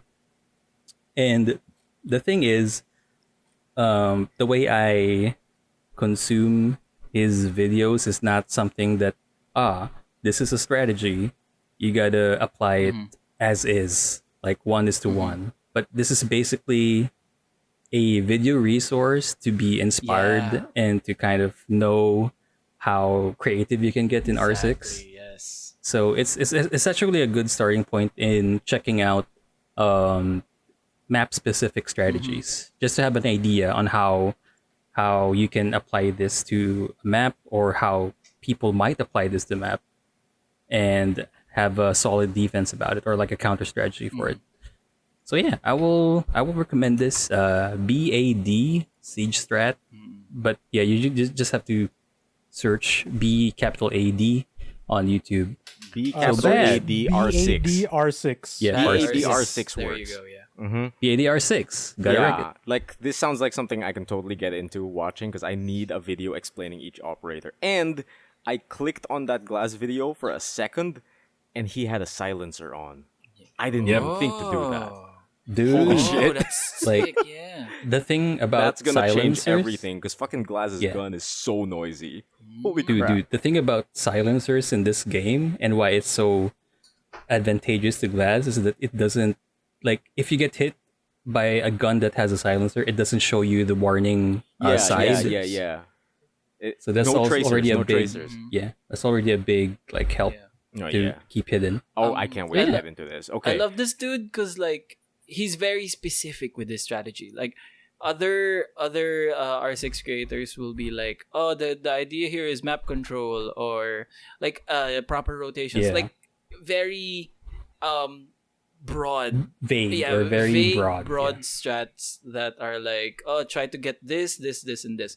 But what he does is he makes a specific strategy. Okay, I'm just holding cigar on cafe, and this is all the ways that cigar can work for you. Like all the way the variations to this. Like, I really kind of appreciate that. Like how deep you have to think about when you're planning a specific hold or a specific strat. Like, and like what Mig said, it's great to get inspired with. Like you can do the strats Yeah. that he does, but also you learn a lot of the mentality going into the strat of like, he did this strat because he wants to kind of catch people off guard. People don't look here or this and that. So I can apply that when I'm making my own strats, right? So yeah, Right. I feel Bad is a really great resource. He's good. Good This is rec. like my War Owl for Rainbow Six. Oh, the Only War this Owl is more card. Okay. this is more that's good. specific. So because War Owl teaches you like general CS:GO mechanics, this one is catered to specific map strategies. Cool. So cool. it's more deep. It's deeper. So, I actually yeah. can't wait to start watching it. That's great. Yay. Awesome. Something to binge. Sweet. And I guess that leaves me. Yeah. Yeah. Yes. Oh, sick. Okay, so I think for today I am going to recommend an anime. Oh. An anime called Emiya Sanchi no Kyo no Gohan, or in English, it is called Today's Menu for the Emiya Family. And Okay. it is Wait a a minute. 13 episode anime in the Fate universe. No, surprise. And yeah. And I started watching this with Donna like a few weeks back and stuff like that. And basically this is a slice of life 13 episode anime in the Fate universe that is in an alternate universe of Fate of what if no one fought? Okay. What if everyone Amazing. was just friends and this show is focused on cooking? It's a cooking show. Uh-huh. Oh. Okay. Like it's super weird because like no fights, no nothing. The animation budget is still super high. The background quality is still super high. The animation for the food they're making is super high. But the great thing about it is, and the thing I enjoy about it most, is that every episode they tackle one dish that Emiya is going to be cooking for all of his friends and family for this day, and they walk you through how to make the dish. And it's basically just a cooking show, and they outline all the ingredients, they outline all of the methods that you need to do in order to cook the thing. They tell you how long to cook it, they tell you everything you need to know. Like, for example, I'm not sure if you guys were looking at my Instagram, but if you guys saw that I cooked something that looked like salmon, vegetables, and mushrooms Oh. in a foil packet, I learned that from this anime. What? Cool. Really? Okay. Yeah, episode 2 is Interesting. titled Foil Baked Buttered Salmon and Mushrooms. And I got the entire recipe by watching this anime. And Nice. watching this anime has just been like really interesting because it's Fate Universe characters. Like Saber's there, they're hanging out with Medusa and shit, and fucking Lancer and shit like that. And Lancer is a fishmonger for some reason. He doesn't fight anymore, he just sells fish. Okay. But He spearfishes. Get it? okay, I get it. Lancer. Yeah. But every episode like legitimately teaches you a recipe. Like for example, episode 6 is titled My First Hamburg Steak, or episode 12 is One Wholesome. Pan Roast Beef, or episode 10 Fried Chicken that's delicious even cold. Okay. Huh. Yeah, it's super slice of life. It's super chill. It's super relaxing to watch. And if you're just wanting to watch like a chill slice of life anime with Fate characters, and you want to learn how to cook, I completely recommend. Today's Menu for the Emiya family. And it's interesting because this was actually just in the news because Today's Menu for the Emiya family has been adapted into a video game called I was Everyday about to Today's mention. Menu for the Emiya family, and it's releasing on Nintendo Switch on April 28th. And it's just Really? Cooking Mama with Fate characters. I actually saw the trailer for the game months before the trailer for the anime. Oh, for real? So I don't know which came first, but I knew this as a game first. Oh, interesting. No, it's an anime first, and the game is just about to come out. Nice. Yeah, so it is a cooking slice of life anime, and if you want to see your saber waifu eat some food with a ridiculously high animation budget for the food and the animation, watch Today's Menu for the Emiya family. I'm gonna wreck it. Nice. Sick.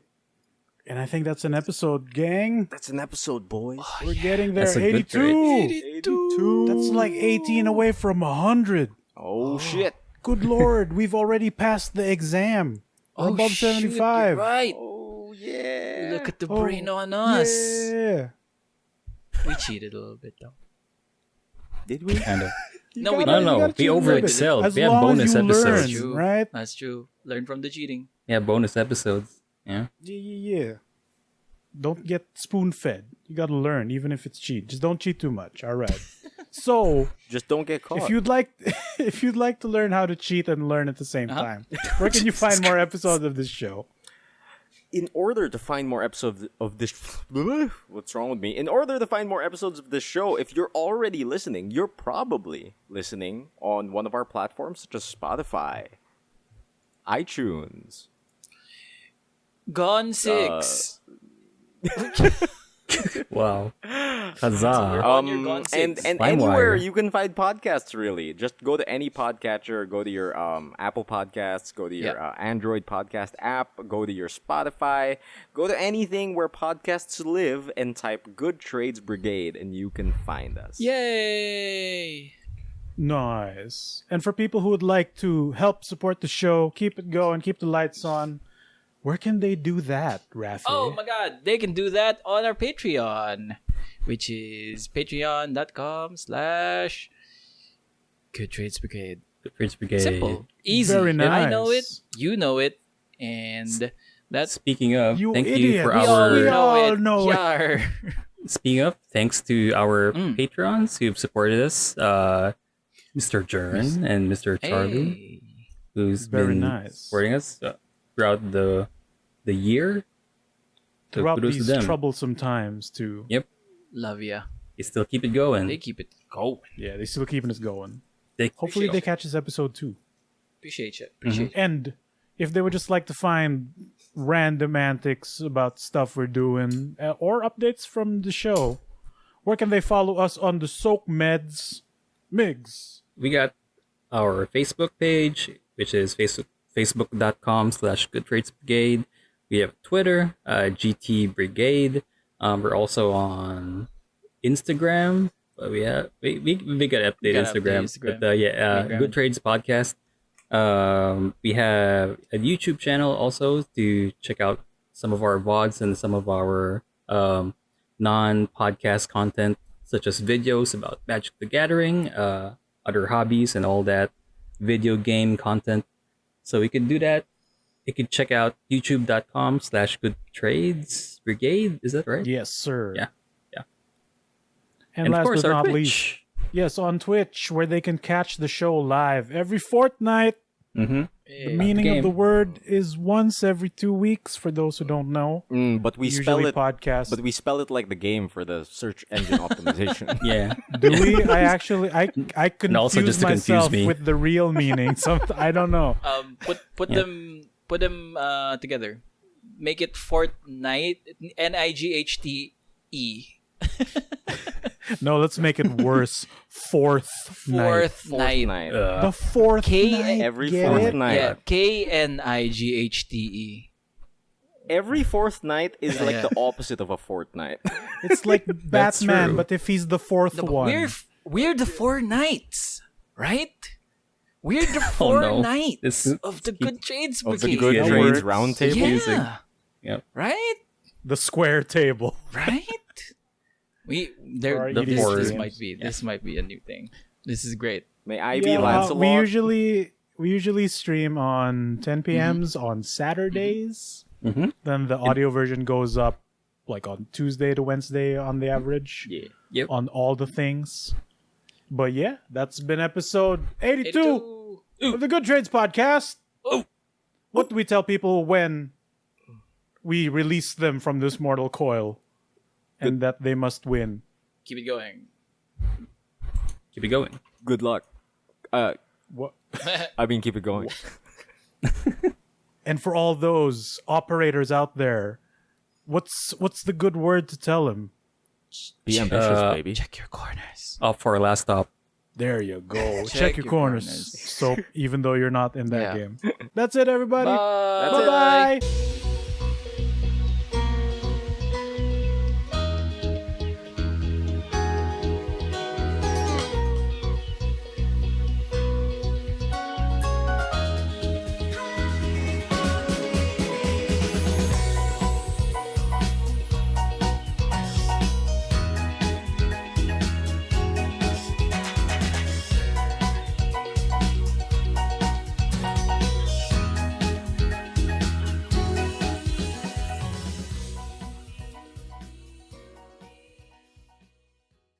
What if I put a silencer on a sword? Fun fact. The US military was doing research into a sound-based weapon called the Brown Note, wherein they Oh, were I know this. experimenting with Farts. frequencies and sound waves that would make you lose control of your bowels Yeah. when the sound is Ew. pointed at you. Yo. Oh no. That's unpleasant. A I don't want shark that. gun? A that shark makes gun. sound? Yeah. The fuck? A shark gun. Looking forward to it in Shark. the next episode of Rainbow Six. the new ga- the new, That's the next the next batch. gadget. I is can't gonna wait for the new operator, Brown Note. be with this shark no. gun.